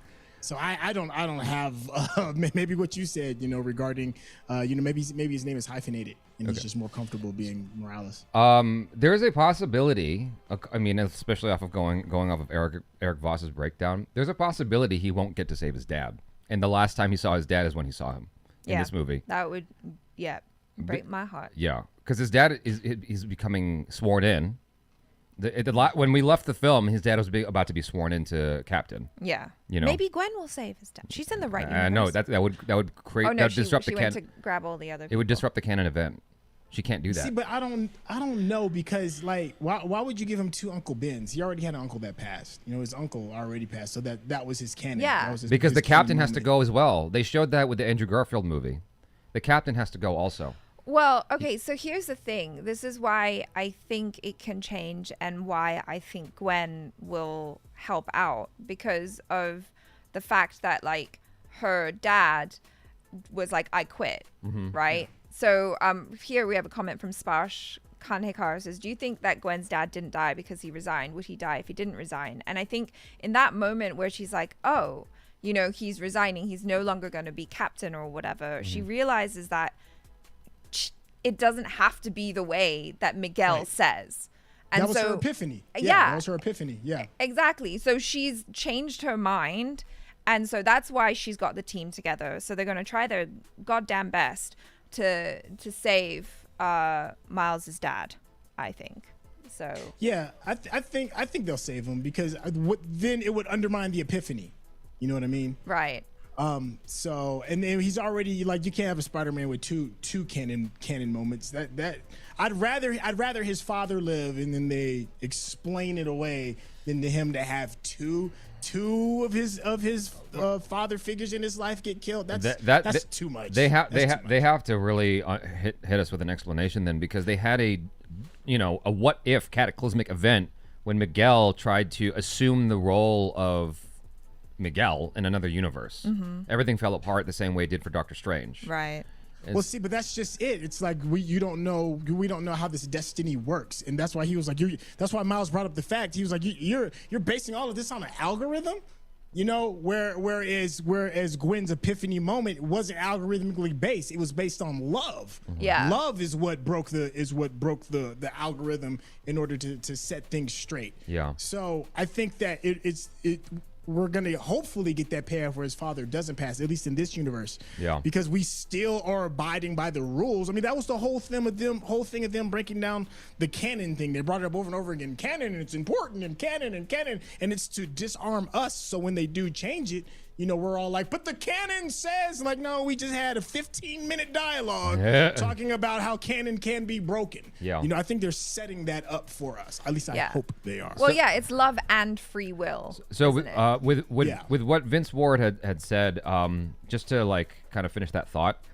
the overlap between the movies is there when it needs to be, and like that's the thing I've had to teach myself.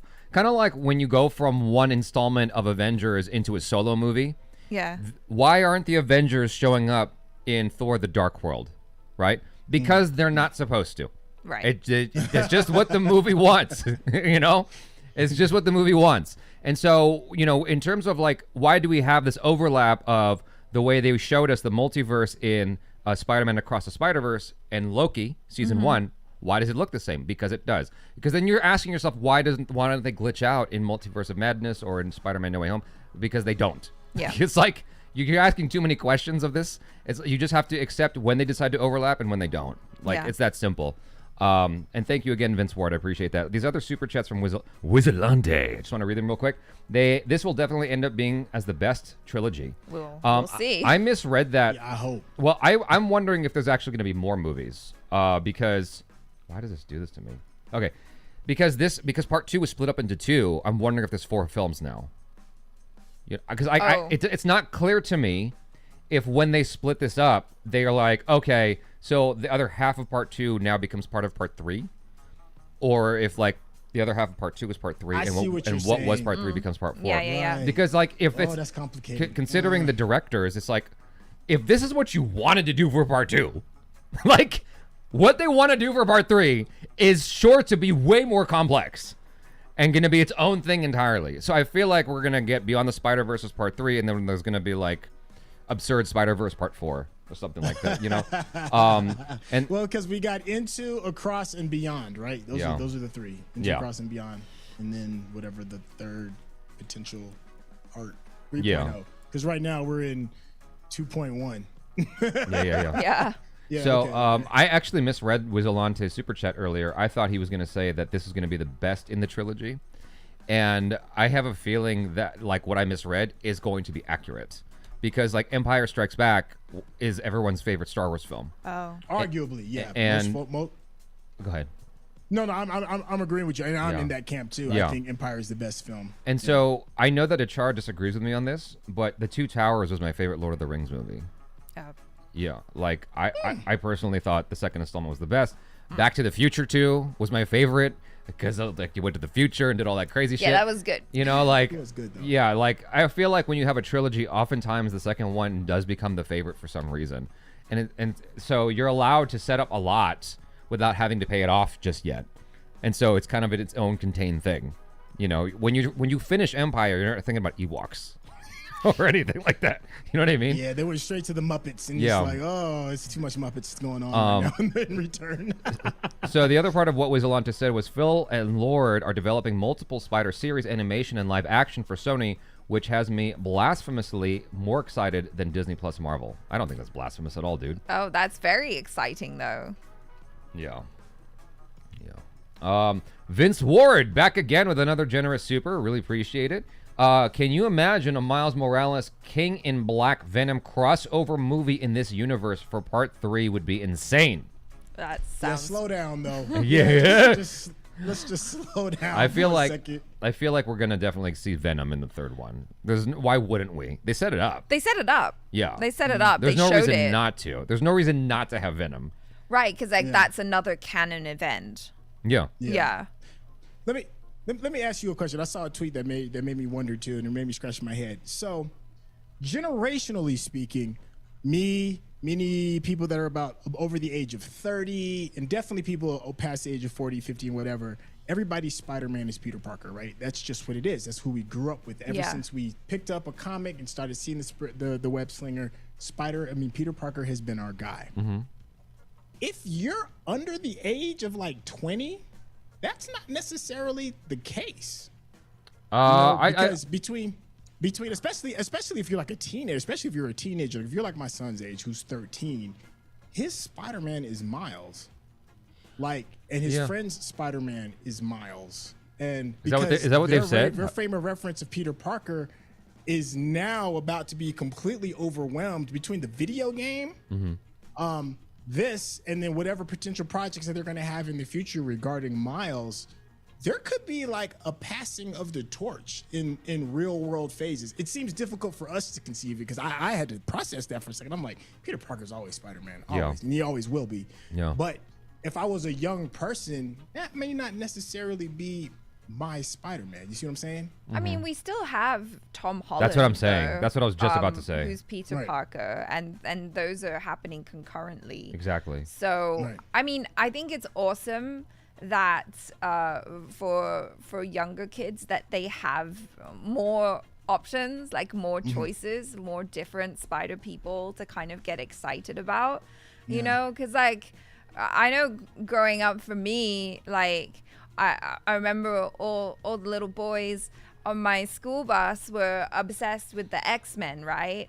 And they had so many cool characters, and I would always be like, I want to be Storm, because like Storm's so cool, but like, you know, just having extra, like more other types of characters that you can kind of be like, oh, like I like Miles because like I relate to him, and or like I think he's so awesome, you know, like why not? Why not just break it all open? Let's just have everyone. I'm looking at the chat on the Senate Daisy side, and Sayada Zarnain says, "Why would you give out these many spoilers?"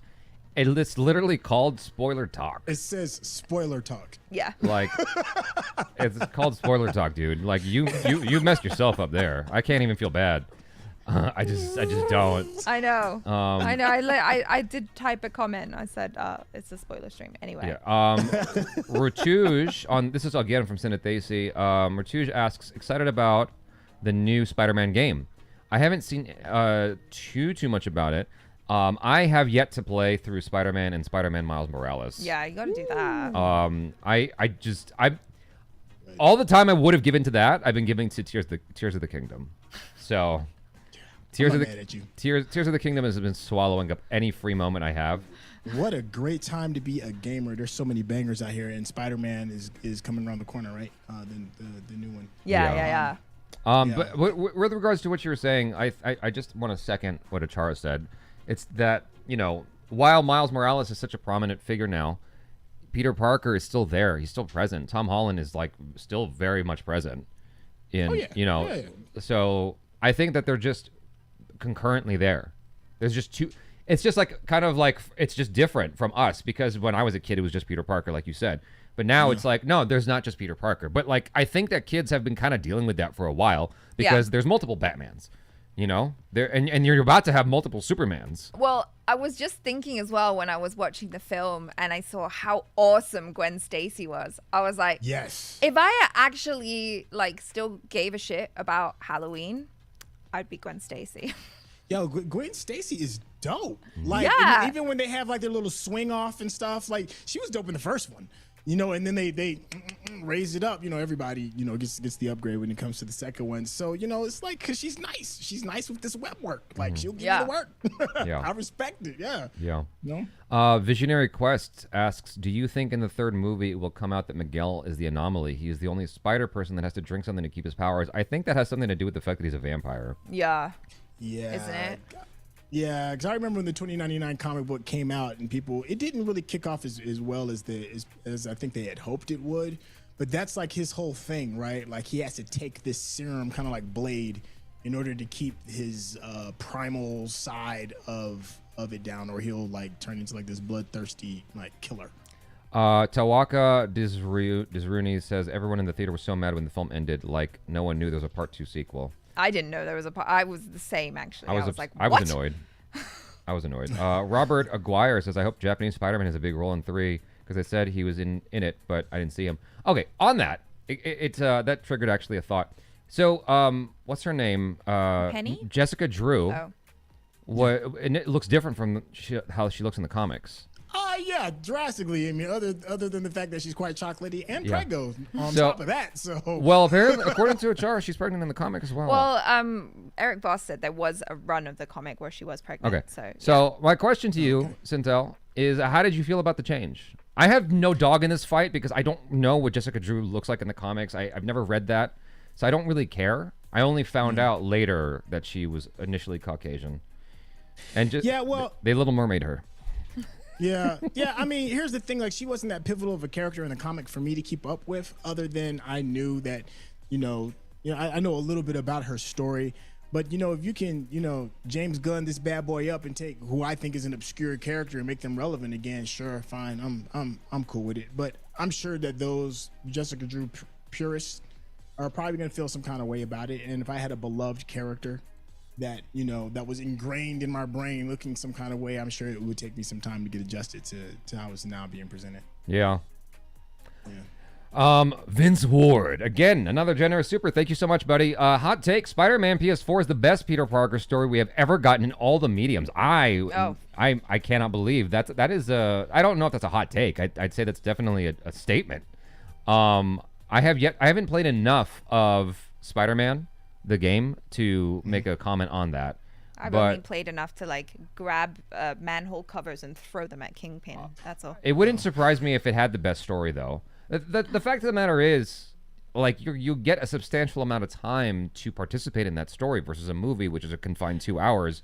Like you really get to like live that adventure of Peter Parker like you would with a TV show. And so that doesn't actually surprise me.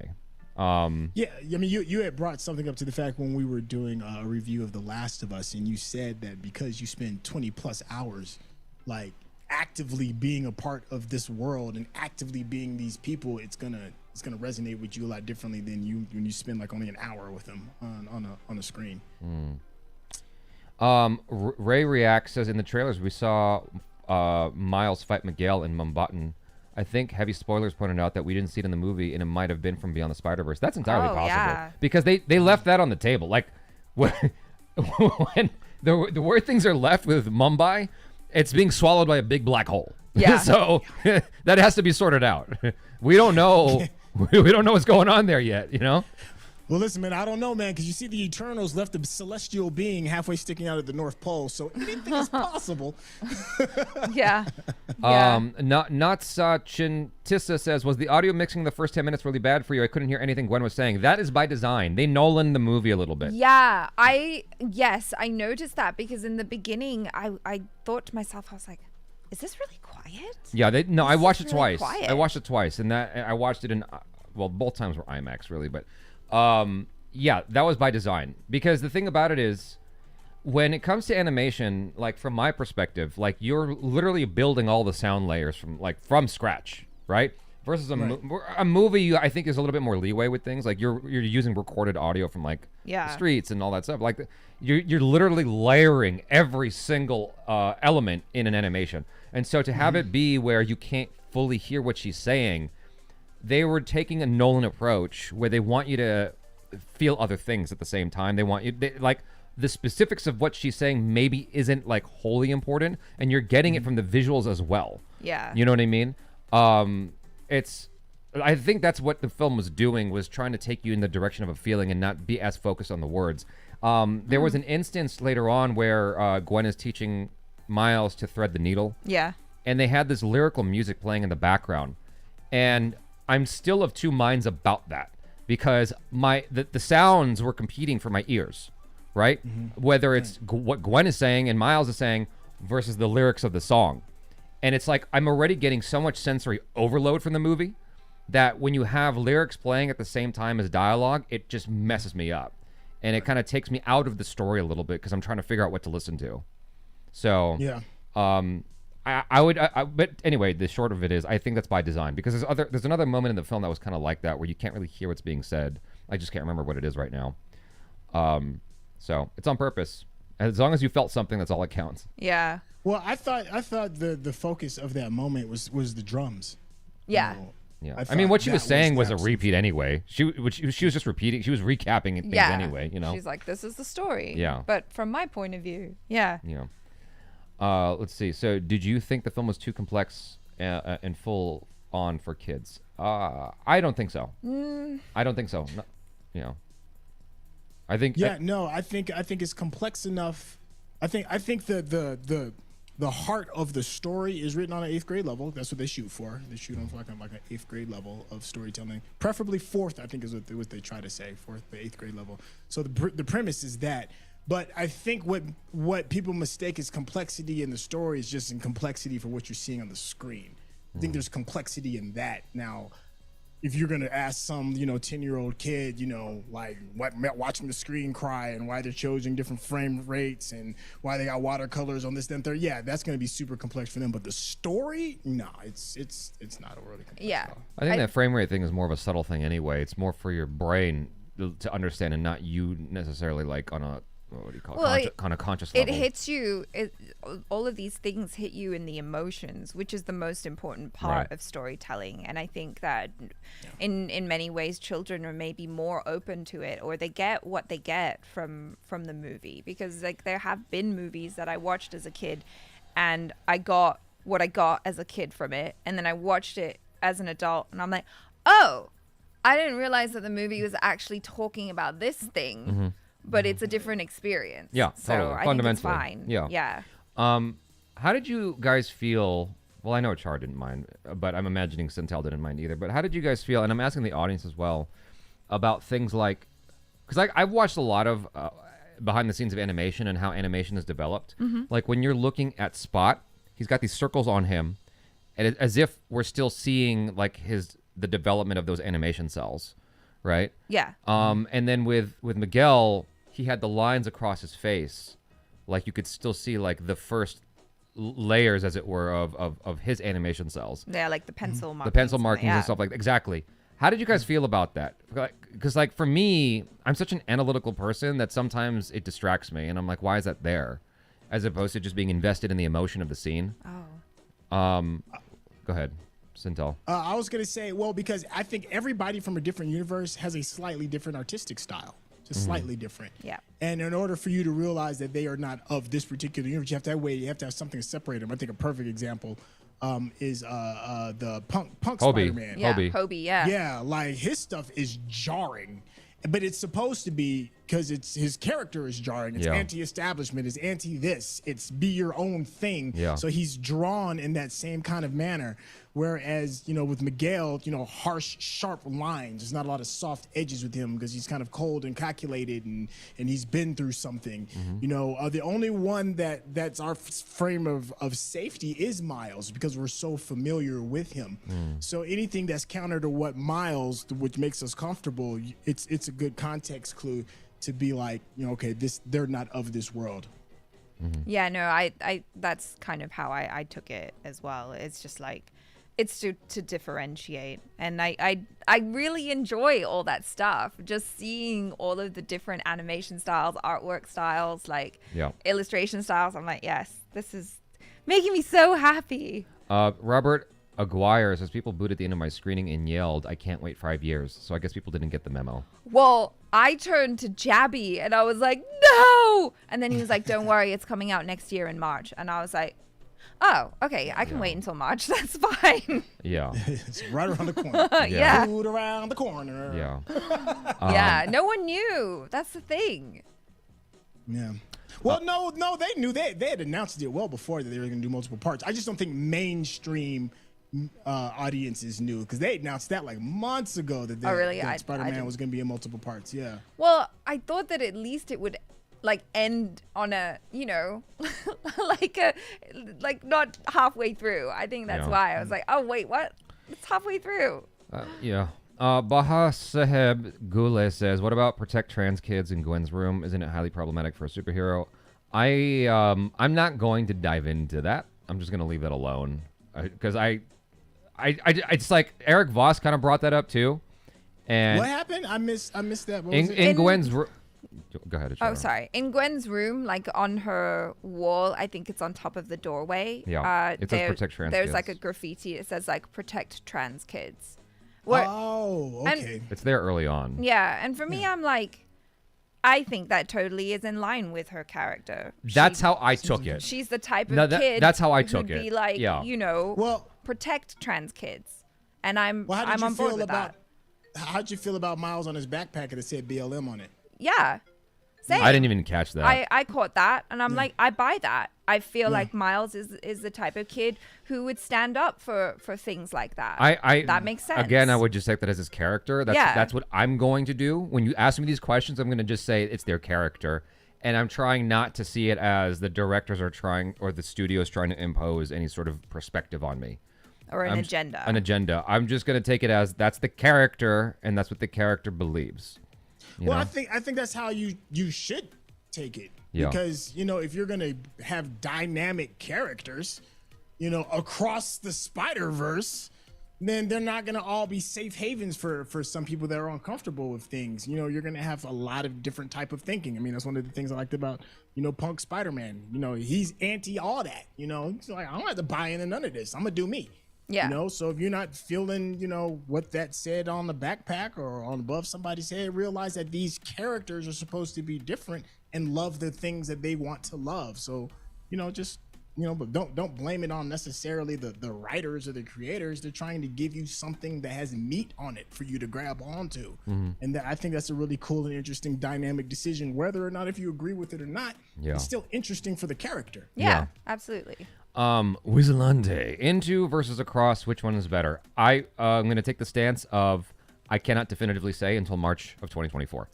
I just can't, because I want to see the whole story before I compare the two. As it stands right now, just because Across is half of a movie, I would say that Into the Spider-Verse is I'm gonna have more preference. I'm gonna be more preferential to that because I have a whole story there to judge, and the experience was completely brand new. Right. I understand that this is totally elevating what they did in Into the Spider-Verse and taking it to a whole other level. That is insane town. But yeah, Into the Spider-Verse was a new experience that I did not know I was gonna get. Yeah. So. I like both. I can't decide. It's like asking, like, who's your favorite child? I mean, actually, I don't know because I can't relate to that. But yeah, it's like, no, I don't know. I like both of them. Yeah. Oh, you already know my answer. Yeah, yours is this one, right? Yeah. So someone was saying, Robert Aguirre says it's crazy that Spot went from 0 to 11 so fast. I think that's just kind of how it works. Like once you crack open the thing is, he didn't go from 0 to 11 like super fast. He had been toiling away, figuring himself out for a while off camera. And then once you crack that door open, then it speeds up real fast, especially on something like that. Like once you discover like, oh, I can just portal here, and then keep hitting these what's it called? The colliders. The atom collider or whatever it's called. Like he just keeps going one universe to the next. Yeah, he's gonna ramp up his power super quick. I just really enjoyed how he kicked his own butt into like this strange, like nether realm of spots. Yeah. Into a deeper understanding of himself. Sometimes you have to kick your own self in the butt to get a better, deeper understanding of yourself. I thought that was kind of meta. I thought it was kind of dope. Yeah. Wizalante. Twitter declared Gwen trans, not ally trans herself. Sure. Really? Okay. The movie never alluded to that. The movie still calls her a her. So I mean, a trans.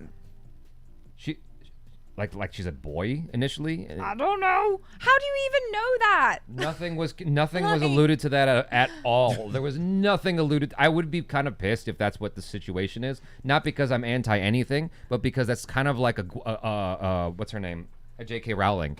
Where it's like, oh, Gandalf, what's his name? Gandalf. Dumbledore's gay now. Okay, cool. Like, you didn't say that in the movie. I got a little bit pissed with Last of Us for doing the same thing because Ellie wasn't gay until a DLC. It's like, why wasn't that in the game? If that's such a crucial part of the thing, it's like then later on they kind of retrofit it to like make it work. And they're like, okay, in the second chapter, now it's part of the game. It's like, yeah, because you saw it was safe with the DLC and people were fine. You should have just included it in the game if you were really ballsy about this shit. So that's all I'm saying. I don't mind it. Go ahead. All I'm saying, I don't mind it being part of the story. I just don't like it when they're kind of retrofitting something to like then have this sort of ally movement. That annoys me. Okay. You know what I mean? It reminds me of the whole Han shot first saga. Yes. Exactly. And for me, I like Han Solo. I don't give a damn if he shot first or if he shot last. I like Han Solo. Sure. I can understand why people, well, he's not really he's an anti-hero if he was the one that drew first. And I was like, y'all are going too deep with it. Do you like the character? I love the character. If you like it, then, keep it going. Yeah. Let me see. I'll come back to this whole trans thing. Anyway, Wizalante. Exactly, Jabby. It's being discussed as affirmative. Do you mean like it's being discussed like it's affirmative, or the studio has said she is trans? Oh, by fans, not the makers. Okay, so Wizalante corrected. Okay. He's saying by fans. So it's like fan fiction at this point until the studio makes it fact. Here's the beautiful thing about art. You can interpret it however the hell you want.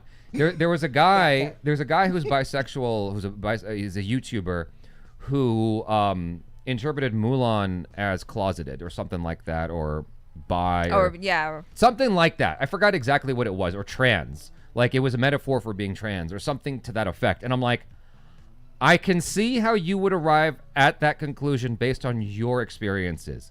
That is not necessarily what the movie did, though. You are allowed to interpret it that way because that's art. Yes. You know what I mean?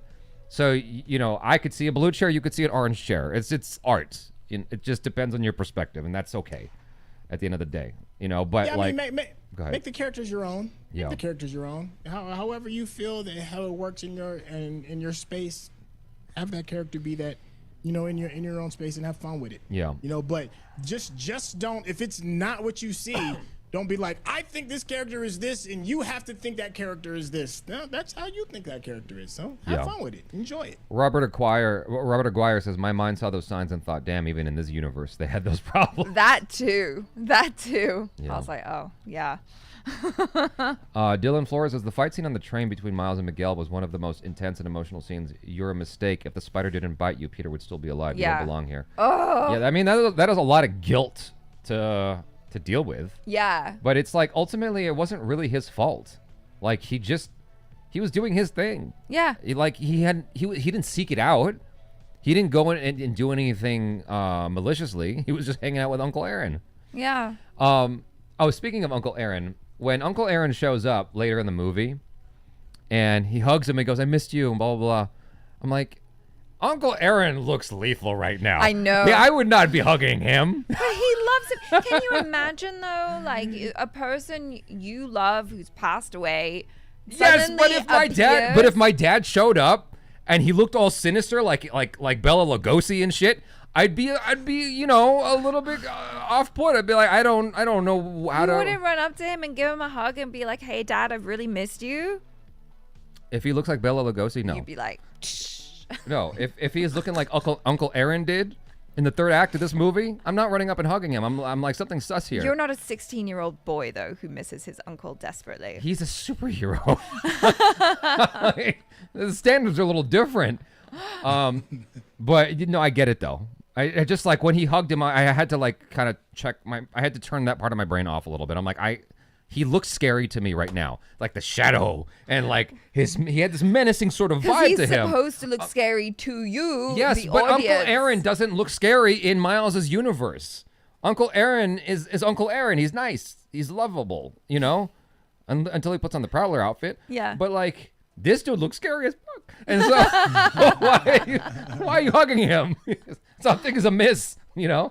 Robert Acquire says, dude, that punch to the bag, I want that as a poster. That was awesome. I was confused when I first saw that, because when he punched and all the colors came out of the bag, I thought he punched his brains out. I thought his head exploded. I was like, what just happened here?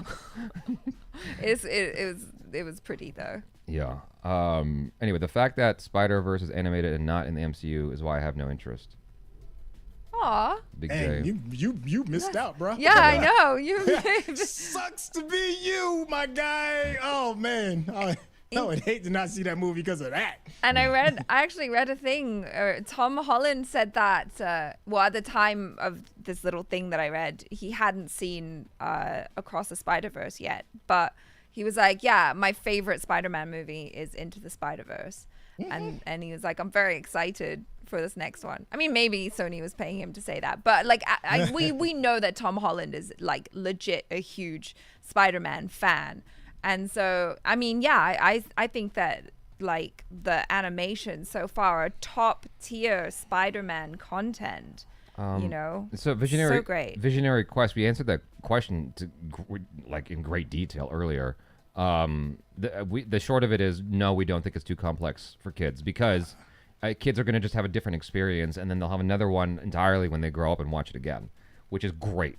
I think it's awesome that a kid can watch this movie and have extremely enjoyable experience of the film, and then watch it again 10, 15 years later and have a fundamentally different experience of the film and enjoy it all over again. Yeah. Because the film is really two movies, depending on your age. You know what I mean? Yeah. So Yasin says, greetings from Turkey. The movie was legendary, except for some of the moments you said how it happened. I forget who said it here in the chat. I meant to talk about it earlier. Someone was asking, didn't the seeing humans take you out of the movie a little bit? Like live action people. Did it take you out of the film at all? Go ahead, Sintel. If all of the animation, regardless of all of the dimensions and stuff, were all the same, it would have absolutely taken me out. That would have been far too jarring. But what I thought was cool and how they set you up for you to get even more jarred was them introducing the Lego scene, because it's such a big leap from the animation So they introduce you to that, and then later on, a little bit down the film, then they introduce you into the live action people. So it's not as jarring. I think it probably would have been more jarring had they not done the Lego thing first. Well, they set it up with the Chinese lady, the store shop owner, Mrs. Chen. Mrs. Chen. They set it up with her, and then they show you Donald Glover later on, and Tobey Maguire and Andrew Garfield later on as well.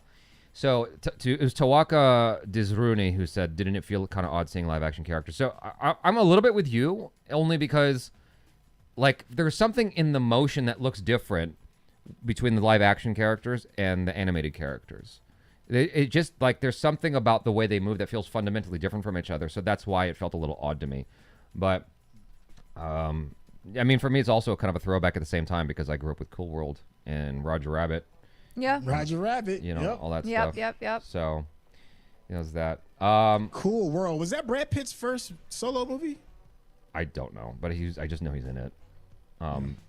So, Bosa, are you catching up with those right there? Yeah, a lot of it is like irrelevant. That's Okay, why gotcha. I have not.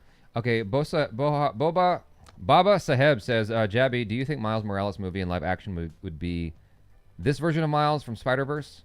There is a theory that they're going to set up the live action Miles Morales in the next installment. Like, we're going to see who the live action Miles Morales is. So, Arun Anand says, isn't it weird to see Spider-Man 2099 and Spider-Gwen talk about Doctor Strange while they both play MCU characters? No. Because like I can separate voiceover and live action acting. Yeah. Yeah. Well, the thing is, Miguel has some kind of special contraption that allows him to see all the different other Spider-Mans. Yeah. And so it's not that strange. Not Brian East. Adagio says it didn't break immersion completely, but it definitely looked very suspect compared to everything else. In terms of the humans, the live action stuff. Yeah. Right. Yeah. Brian East was saying he can't wait to see Corridor Crew's VFX team break down the scenes. Yeah, that'll be fun. That's cool. Mukhtar Ahmed asks, how many Spider-Mans or women's did you know before the movie? Tons. Peter Parker, Miles Morales, Gwen Stacy, Spider-Ham, Spider-Pig, Spider-Ham. Spider-Man Noir. I didn't know any of the other Spider-Men, to be honest with you. I have not been as involved in the comics. Yeah. But yeah, I mean, they even had like some old throwback, like they had the old 1970s animated version. They had that version in there too. They had the the early 2000s remake. They had that version in there. Like, so they try to bring in as many of the old school original ones as that I saw, and then there was a whole world of folks I had no idea. Like they had the Spider Horse. I'm like, a Spider Horse, right? So there is a Spider-Man TV show, a live-action TV show that actually it was like I think it was in the 80s or something like that, and there's been no mention of this at all, like anywhere ever. Was it terrible? I don't know. I only saw like an episode of it, and it was like it was probably bad. It was like Spider-Man shooting his web at someone in a chair and keeping him wrapped up in the chair. That was all I remember from it. It's like a vague memory. Right. Just like my vague memories of Superman or Supergirl on TV in the 80s. Like I have vague memories of this shit. Thu Ra is asking, where's Japanese Spider-Man? I don't know. That would be fun. I don't know. Well, there's the young lady, the little girl that makes the spider mechs. Penny. Yeah, Penny. Is she not? She's Japanese. She's Japanese. Oh, okay. I'm speaking from a space of ignorance because I don't know how many renditions of the Japanese Spider-Man there are. Yeah. That was the one. Okay. No, I think there's another one. Oh my God, yes, KN Kaigo, the Spider Cat. I died when Spider Cat coughed up a web on his face. I was just like, oh my God, it's too stupid. I love it. Did they have like a spider Jeep too, like a spider four-wheeler? Peter parked car. I was like, I cannot. Are these actually in the comics, or did you guys just come up with this? 'Cause this is too funny. Wizalande. Also, live action Miles is announced. Would love it to be in Andrew's universe rather than the MCU. Him and younger Miles as Peter B-ish. That could be cute. Oh yeah, that would be cool. Yeah, Andrew Garfield was like the mentor Spider-Man, I'd love that. Yeah. Oh, that would be awesome. Yeah. Yeah, I mean, you just got to make sure you cast Spider-Man right, because the guy that does the voice is way too old now. Shameik Moore, I think that's his name. Yeah, he's just way too old to be Miles. He's like he's got to be pushing 30 by now. Oh, really? But his voice is so iconic for Miles now. Like, I can't imagine hearing anybody else's voice. Did you play the game? Yeah, the game is different. It is a different voice actor, but I still hear like Shameik Moore's voice more so than anybody else. He's like the voice. I do wonder why they didn't just use Shameik Moore for the game as well. It's all owned by Sony. It's all Sony. Like, why wouldn't you just have him do it again? Right. It's so strange to me. Or why wouldn't you have Peter? And the guy, and let me be clear, the guy that does Miles' voice in the game, he does a good job. It is a good job. It's just not Shameik. Not my Miles. Yeah. Yeah. All right. So, have we covered the gamut of this? Is there anything else that we haven't covered? Is there anything you guys in the chat want us to cover that we haven't talked about? Because I feel like we've covered a lot. How'd you feel about the music? That's a very good point. That's a very good thing that it hasn't been talked about a lot. I absolutely loved the music in part 1. And if there's anything that fell on par with this, because to me, Across was above everything in every level, the music maintained the same level. It was the same level as good. It was just the one thing that didn't like blow me away. But it was still fun. Yeah, that's saying a lot. Go ahead. I really like the music as well. I thought it was really nice. Like I do want to listen to the soundtrack, but there was something about the Sunflower song, and maybe it was because that song was already like on the radio and stuff before the movie, and I was way more familiar with it. And it's such a like cute, upbeat, like happy sounding song, and it's a real earworm. And then after seeing it in the film, it just automatically became associated with Into the Spider-Verse and Miles for me. And then they have a different song, I forget who it's by, like James Blake and someone else, which is nice. Like I like James Blake, but like it's just not as catchy. I feel like maybe I have to listen to it a few more times to really kind of assess. But as far as like soundtrack goes, I'm like, it's nice, but nothing was really like standing out to me as like immediate earworm. Yeah, I think that for me, it was I love when Miles hit that note in the very first one in Into the Spider-Verse, and he hit that. Ooh. Yeah. It's like, yeah, sing, little man, sing. Yeah. Sing like nobody's listening. Exactly. And it's like, oh wait, no, actually you have an audience. So do you guys want us to go into this whole trans theory? Because there's 2 articles I found talking about it. Let me do a poll. Yeah, you want us to discuss the trans theory You want me to do it here too? on Gwen? Yeah, Okay. why not? I am like, it's just like now it's like gnawing at my curiosity. Did you guys notice our Miles resolve right before charging the chain? Dude is about to be unstoppable. When he was tied to the bag, his finger was touching the chain, charging it. Oh yeah, That's what he's talking about. I didn't really know. I didn't really know where that was headed, other than he was gonna try to like, I don't know what he's about to do. I thought he was just gonna like break the chains. Yeah.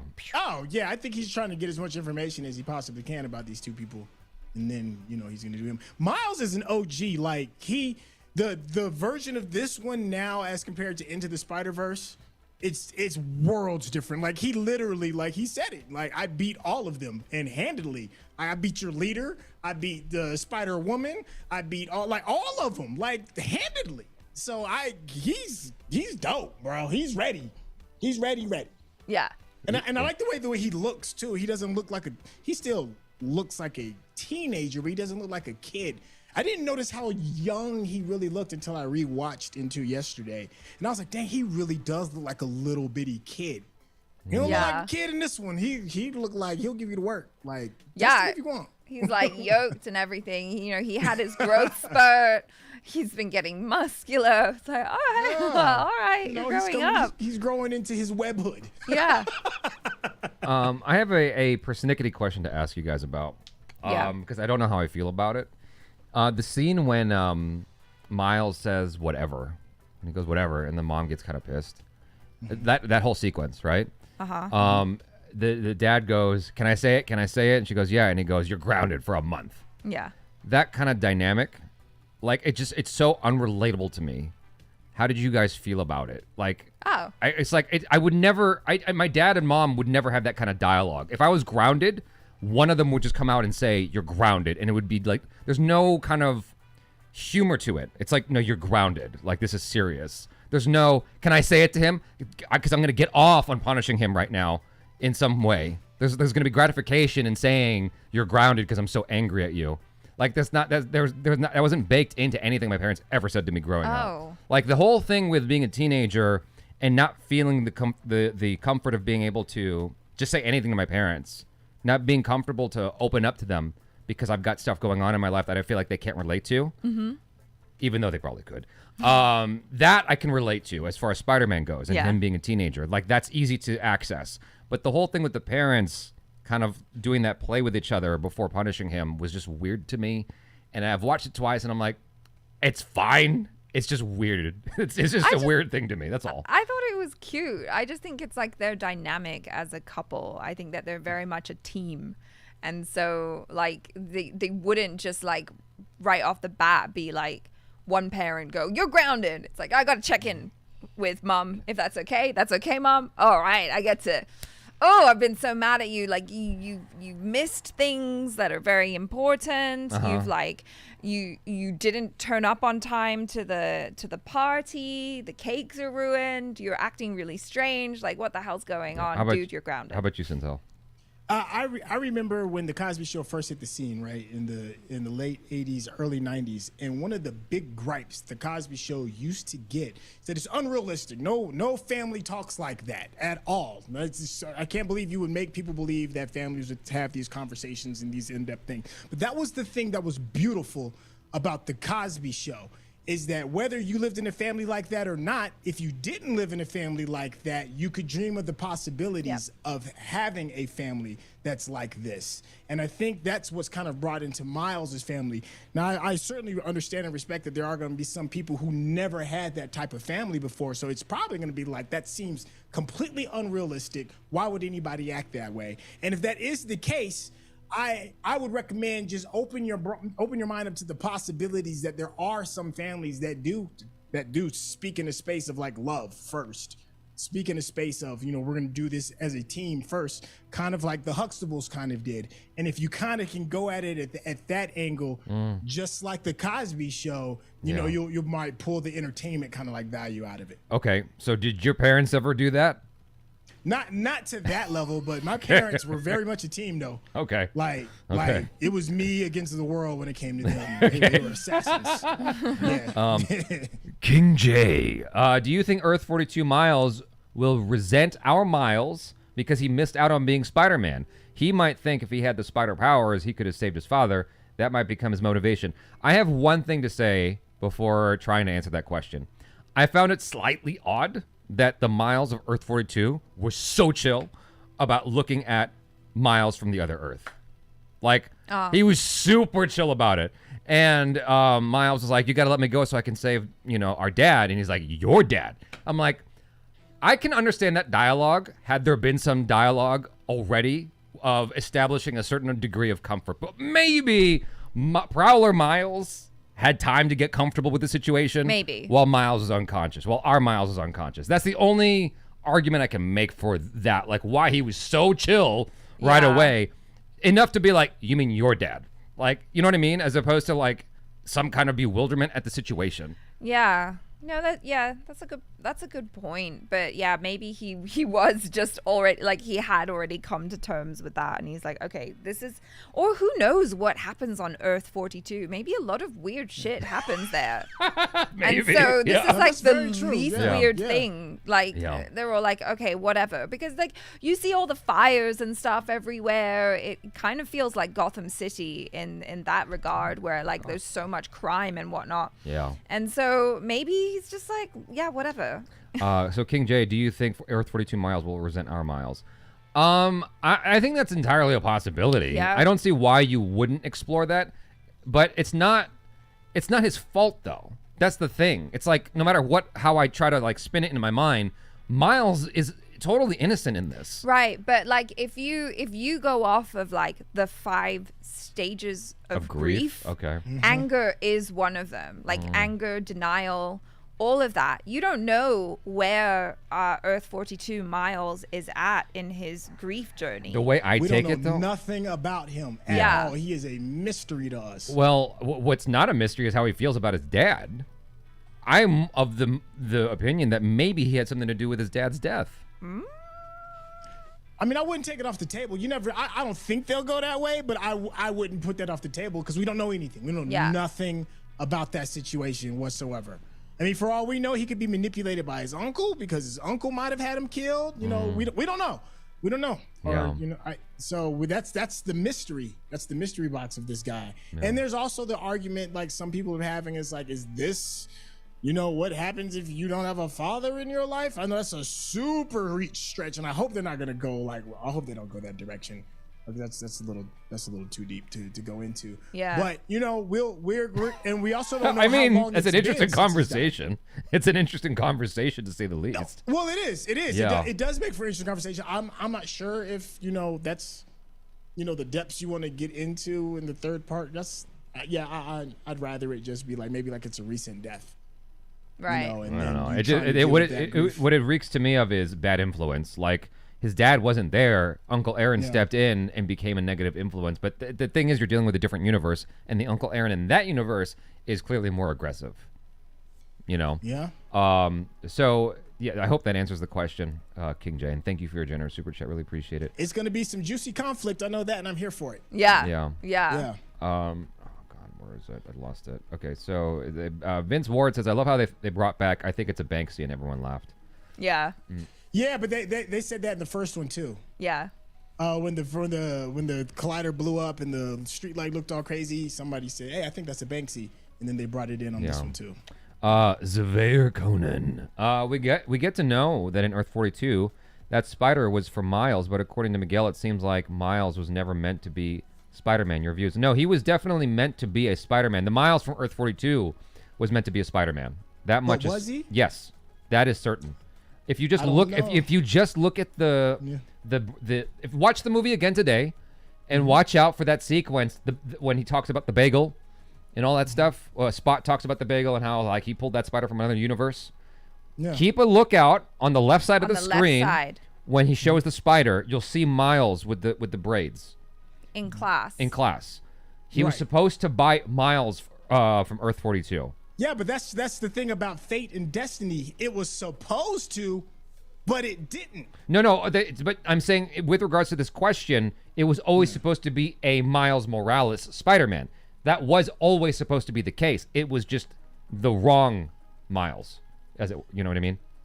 Maybe. I don't know, man, because the Gwen thing, when she changed fate due to love, I think that's a big thing. I think that they're gonna lean on. Yeah, because absolutely. that was why she had the epiphany. It's that these things that are supposed to happen didn't. You know, and because she chose to show love, she changed her fate. She changed her stars, changed her father's stars, or whatever it is. Right, but the most important thing is that Miles is in love with a trans woman. So Okay. I wanted to talk about it, but the majority said no. No, 49% of the American audience was like, "Hey, no, you should talk about it." I wanted to dive into this theory. Well, 53% on. Yeah, well, 51%. It's damn like, near 50-50. But I'm going to respect the wishes of the majority and not dive into the trans thing. It's fine. God. But I was so curious. I'm like, what is it? And I read a little bit about it. I'm like, I can see why people are saying this and like how they're like making those conclusions and whatever. I personally don't like. It wouldn't have mattered to me. It just annoys me when it's like hinted at as opposed to just come fucking out and say it instead of like making it like a clue, you know? Like, okay, this whole thing with Dumbledore is very latent. Like you had 7 books to say something about it and you didn't. Like you're bringing it up after the fact and that annoys me. So anyway, I just wanted Michael Damon, is that how you say your name? Our Miles is the anomaly, and like, yeah, that may be the case. But the cool thing about anomalies is they're an anomaly. And so, you know, like they're unpredictable. And so anything can happen, and that's so exciting, you know, like the story can change because of something unexpected. So yeah. Persnickety B says, what a specific persnickety fact. Yes. Hotham says, LOL, I love it when Jabby starts screaming into the mic. King J says, Jabby going off again. LOL, I love that Jabby rage. Yeah, Jabby. The rage is real. I just get really annoyed with things like that. I get annoyed when you try to tell me afterwards that this whole time you meant this thing. Like as if you're an ally. It's like, if you're really an ally, you're going to do it when it's uncomfortable to do it. That's an ally. You know what I'm saying? Just doing it when when everyone else is already doing it. Like, I was not impressed with not the Avengers. What the hell is it called? The movie that came out last November that was with all the new superheroes. The Eternals? The Eternals. Oh. I was not impressed with the Eternals when they showed the two guys kiss. I'm like, it's normal now. Like, it's not that impressive. If you did this 5 years ago or 10 years ago, I would have been blown away. I'm like, whoa, Marvel's taking chances. But it's like, it's not that impressive now.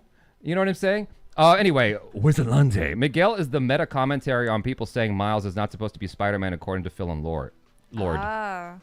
Interesting. I mean, all that stuff he was saying, I was like, oh my God. It's like really just punching you in the gut. Like punching you in the heart, saying like, you weren't meant to be this person. You're an anomaly. He is. It's like, no. But he is. Yes. It's not about what's supposed to be. It's about what is. Well, I mean, when you go into the greater big picture thing, Yeah. the universe has a way of working itself out. Exactly. That's that simple. It's just like our Miles Morales is Spider-Man because that was supposed to happen. It's like, it all depends on your perspective on fate. Like, that's where it gets too heady for me. And I'm like, I'm going to like take an exit on this one. I'm going to do the Homer Simpson and disappear into the bushes. Yeah, it's just like, I can't, because I'll just break my own brain trying to think about this too much because of fate, destiny versus choice and free will. And it's like, it's too much. Like, I tried to ask my dad once about God, and I'm like, okay, if God created everybody, who created God? A little 8-year-old Jabby Kawhi asking my dad about this, and my dad goes, you know, I tried to ask myself that question once, but then I felt my skull kind of cracking, so I stopped. And I got scared, so I didn't ask the question for 10 years. My dad was just trying to shut me up. So he had a good way of like making me afraid of things. Like if you drink, he said something about if you drink like a really hot drink and then a really cold drink, Your brain will explode. back to back, you could crack a tooth. Oh. Something like that. And so ever since, I don't know if that's true, but he told it to me once, and I never ever ventured into that risk again of like the possibility of cracking a tooth. So anyway. Oh, yes. Yasin Kirmizi says, like the absolute point in What If in episode 4, Ancient One said it has to happen. Yeah, I mean, I guess we'll find out exactly what happens if these like canon events or absolute points don't I loved happen. how they called it a canon event. I loved that. I thought that was brilliant because that's always the hot word, the trending word that the diehards say. It wasn't in the canon. Yeah. It was the canon. Now. It's in the canon now. The canon is in the canon. Yeah, exactly. Yeah. Or is it? I just saw it a second ago. Oh, Michael Damon says the girl me must be ugly. You don't know that. King J asks, why would you drink something hot and cold at the same time? Because I was a kid and kids are stupid. The thing is, like, you might drink hot soup and then ice cold water back to back and not think about the consequences. That's why. Oh. People's teeth exploding. I came from this generation that said you couldn't, drink soda and Pop Rocks or your stomach would explode. So I can understand your hesitation. Oh, yeah. As a kid, I believed that. Uzair Khan says it's 51%. Yes, now you can spell out your feelings, Jabby Kawhi. Persnickety B says being openly gay is still an issue for the world. The places it's okay. It's such a non-issue. It feels normal. So here's the thing, Persnickety B. Disney, I love Disney. Okay, I love MCU.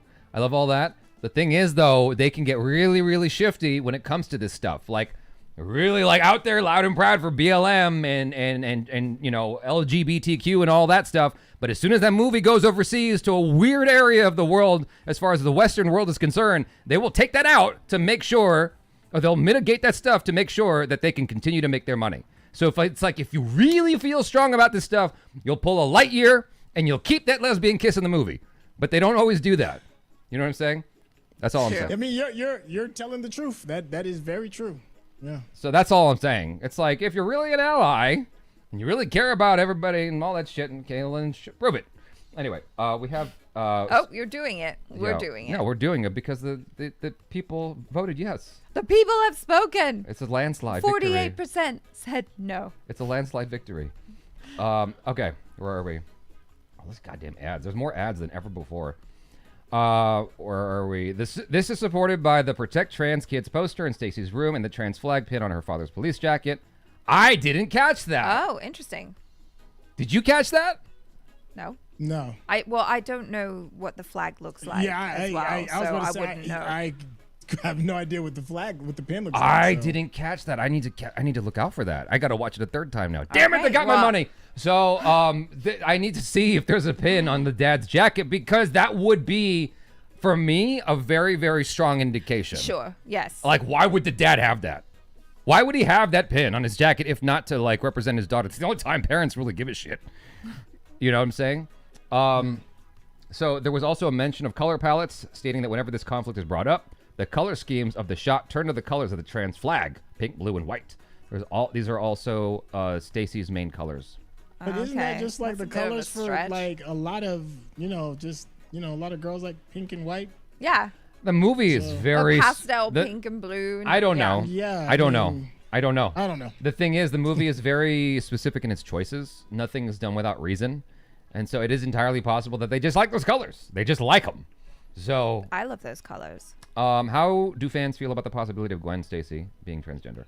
After this theory hit Twitter, fans were quick to come online and share their opinions about the matter. Many fans were excited about the representation and the layer of depth that was added to her character so beautifully. Many others spotted this when her conflict with her father came up. They went on to say that regardless of whether or not this was intentional, it portrays the trans experience beautifully and shows how Gwen is the protagonist of this movie.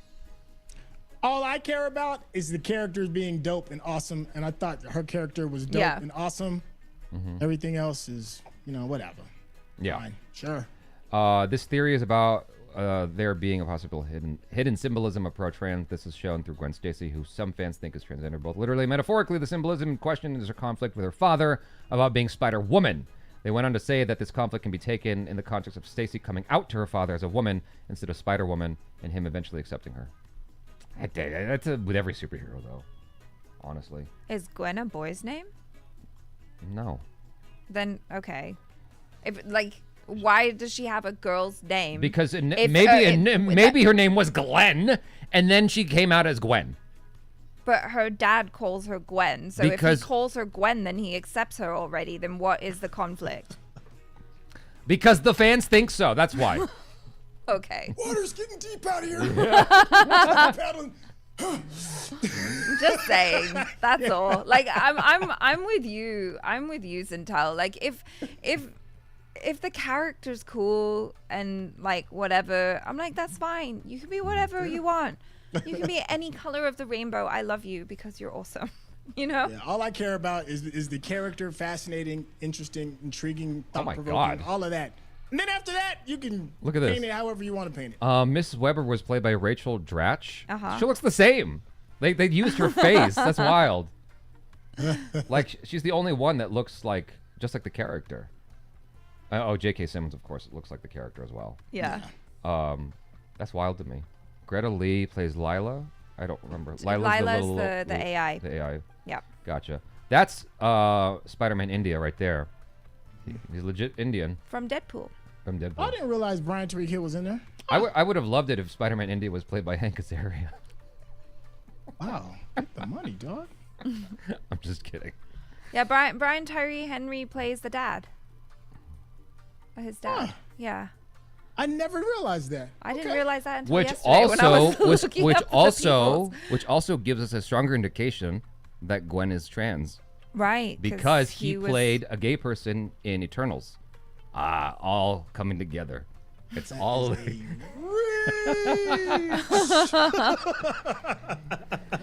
I have some super chats here. I'm just joking around, you guys. From Daisy. What do you guys think about James Gunn handling the DCU?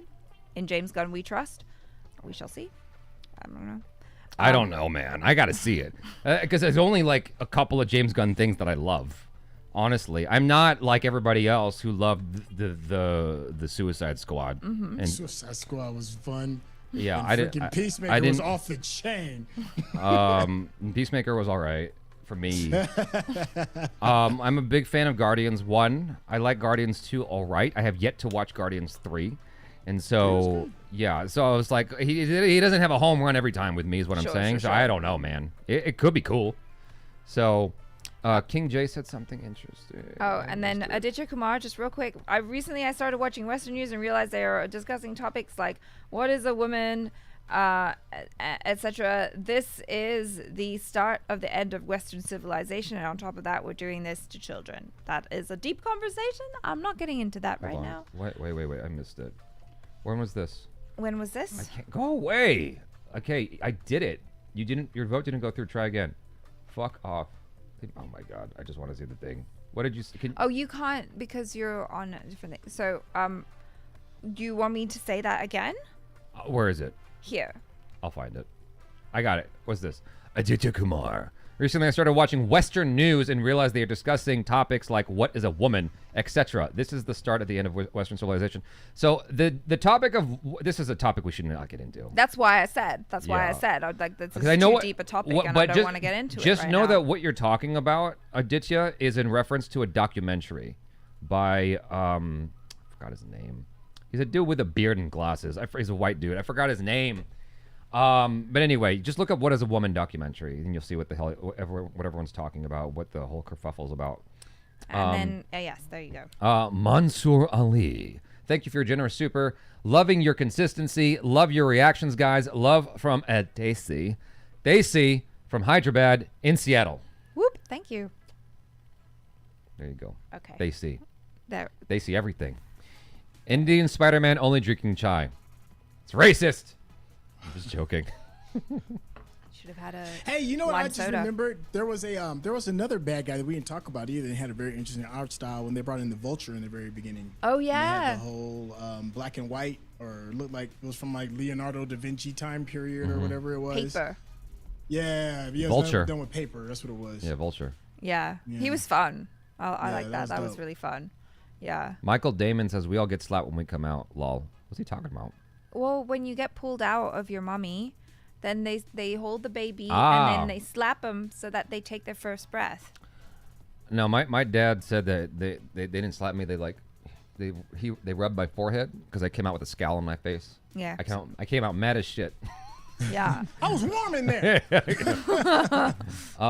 Joe Sachin says Spider-Man characters remain the same when they travel different universes. Even when Spot traveled to Venomverse, he looks in animation form, but Doctor Strange form shifts according to the universe and multiverse of madness. That is strange. Well, yeah, Doctor Strange You know why has though? mad skills. There's an that's why. explanation for that. It's because that's the rule in Doctor Strange versus the rule over here in Spider-Man Across the Universe. There's no consistency, so stop looking for it. That's all I'm saying. You gotta stop looking for consistency. The sooner you do that, the better off you'll be. Yeah. The more fun you'll have. Yes. Absolutely. So I did not know Andy Samberg was Scarlet Spider when I watched it. I didn't get the joke of him being so emo. I mean, I thought that was funny though when he was having the therapy session. That was him, right? And then he's all like, no, that wasn't him. oh no, who was that? That was just another Spider-Man. Well, I like that scene. Yeah. Where he's like, and then my uncle. And everyone's like, oh, wow. It's like, died, right? He died. Like, they all have trauma. And the therapist is like so bored. Windless Flame. Sorry, go ahead. Go ahead. I'm done. No, I'm just reading the things. Windless Flame says wokeness has taken over Hollywood. Visionary Quest says I think that because it's in the movie, they don't make it the entire film like other people want to. Makes it seem like it is. Because it's there doesn't make it any less of a Spider-Man movie. I don't give a shit at this point, dude. Like it's interesting. It's like fun to try to decode, but I don't, one way or the other, I don't care. Like She's not a real. It doesn't matter. It's like I'm not trying to date this person. It's like it has no effect on my reality. She's a character in a movie, or he's a character in a movie. Whatever the case is, I don't give a shit. It's like whatever. It's just a character, you know. Right. And if there are people out there who feel seen because of it, then cool. You know. Yeah. Great. Then cool. I feel that. So I think she is not transgender because she hangs out with Spider-Punk and Miles. That doesn't mean it. That doesn't mean she's not. Anything. Yeah, that doesn't mean anything. Mean she's not. Yeah. But like it. You know what? For me, it's more of like I get annoyed sometimes when people try and make like, oh, a character's sexual orientation or whatever is like the coolest thing, the most interesting thing about them. Whereas I like it, like in life, where, you know, it's like, oh, hi, I'm gay. That's not like the most interesting thing about me though. Like I have all these other cool traits and hobbies, and like I am like a well-rounded, awesome person who just happens to like people of the same sex. But also you're gay and I see you and I support you and I'm your ally. But that shouldn't How be is it the like being most gay? interesting thing about you. Do you know what I mean? Like you have so many other things. Like you're funny, you're so capable. Yes, all gay you're people a are good funny, friend. No, that's not what I'm saying. You know what I mean? Sintel's great at sports. You want to know why? I missed that. But anyways, I said Sintel is great at sports. Want to know why? Yeah. you know what was dope? Another dope move that Gwen did was when she did her superhero move, and then she did it in like a pirouette stance. Yeah, Did y'all love. catch that? So ballet. I loved it. I like Ballet her. or whatever. I like her. Yeah. I like her was ballet. like, yeah, that's dope. I'm cool No, with that. I like her ballet. I liked her ballet shoes more than the sneakers. Personally, I thought that look was dope. Wizalante. Question is, are you phobic if you don't see that? No. I didn't think about that at all, and it doesn't like. Yeah. I was just invested in the character's plight more than anything. So. That part. Yeah. Yeah. It's like it doesn't. Yeah. Whatever. Like the internet, the Twitter sphere always is, you know, doing something, making things more like deeper than maybe they actually are, or maybe it actually is, and we just haven't realized it. I have no idea. Phoenix Fox says she ain't trans, bruh. I think he means bruh. He's so quick on the fingers. Bruh. Vince Ward again with another generous super. Thank you so much, buddy. I never saw that scene as Gwen being trans, but the colors representing the divide between Gwen and her father as they start to bleed together when they resolve their conflict. That's what I thought, Vince. Honestly. That's how I looked at it. Yeah. I'm like, I wasn't. But then again, like I'm not reading into it. I'm. But also, it means she's trans, okay? Yeah, the colors. They all just happen to be my favorite colors too. I was like, oh, nice. They're doing like a pastel color palette. I love this. I love watercolors. How nice is this? Did not realize there was like an underlying meaning there that I wasn't understanding. There's always underlying meanings, Achara, and they all mean trans.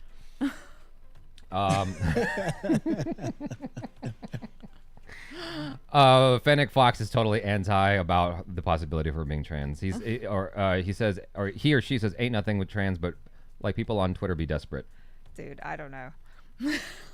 It's possible too. I remember when somebody tried to tell me like the real story behind like the Wizard of Oz had something to do with like capitalism and the ending of communism and all this other stuff, and I was like, that you pulled all of that out of the Wizard of Oz? I thought it was Dorothy trying to get home. But all right, you know, so do I feel like I'm any less of an American because I didn't realize the deeper meaning of the Wizard of Oz and capitalism and communism? No. Kane, so if you don't catch those things, don't feel bad. Kane Geiger says Jabby super smart. Want to know why? Touche, Kane Geiger. Touche. That's a play on my Asian blood. Yeah. My half Asian blood. So I'm half smart. You're supposed to say, oh, Jabby's super good at math. You don't know why, but he's actually not.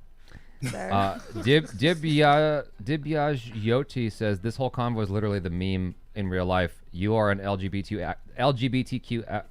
God damn it! You are an LGBT activist. Why are you gay? You are gay. That's one of the funniest funniest videos that ever hit the internet. Is that why are you gay? She goes, why do you think that? You are gay. It was like so blatant, so rude. That dude has become famous for, I don't think he meant to be famous for that reason, for being an idiot. I wonder what Miles Morales will look like when Marvel brings him to live action. Either way, I can't wait to see him in Avengers Secret Wars. Wizardlante. People will see what they want to see. All good. Yeah, that is, I mean, and that's art, isn't it? Like you can kind of interpret it any which way you like. Exactly. And I think any filmmaker worth their salt is quite happy for you to like derive whatever meaning you want out of it, so long as you're watching their movie. Anyways, I think that we've covered every aspect of this film as much as we possibly could. So, and I can't see anything new in the conversation that you guys want us to talk about that we can expand upon meaningfully. So we're going to conclude this here, you guys. So thank you so much for hanging with us. Really appreciate y'all being here with us. The super chatters, the regular chatters, everyone just listening, both on Cinedacy and Cinepals. Thank you so much for hanging with us. Really appreciate y'all so much. And y'all go watch it again and report back. Yeah. Is she trans? Stop. I have no idea, but I am gonna go back and watch and look for that pin. See if the cop, if Lieutenant Dan, if the captain has a pin on his jacket. What's the dad's name? I don't know. Gwen's dad's name. Captain Stacy. Captain Stacy. I gotta see if he's got that pin because I feel like that's a nail in the coffin for that conversation. I'm just messing around though. I love the movie. I thought it was awesome, and I can't wait to watch it again and own it on 4K Blu-ray. Yes. So can you. All right, y'all. Be good. Follow Sintel with the Intel at youtube.com/Sintel, Instagram Sintel, Twitter Sintel. All the things Sintel. Yeah. Yeah. And hang All out. things Sintel. Looking forward to hanging out with y'all again. Be good. Love y'all. Peace out.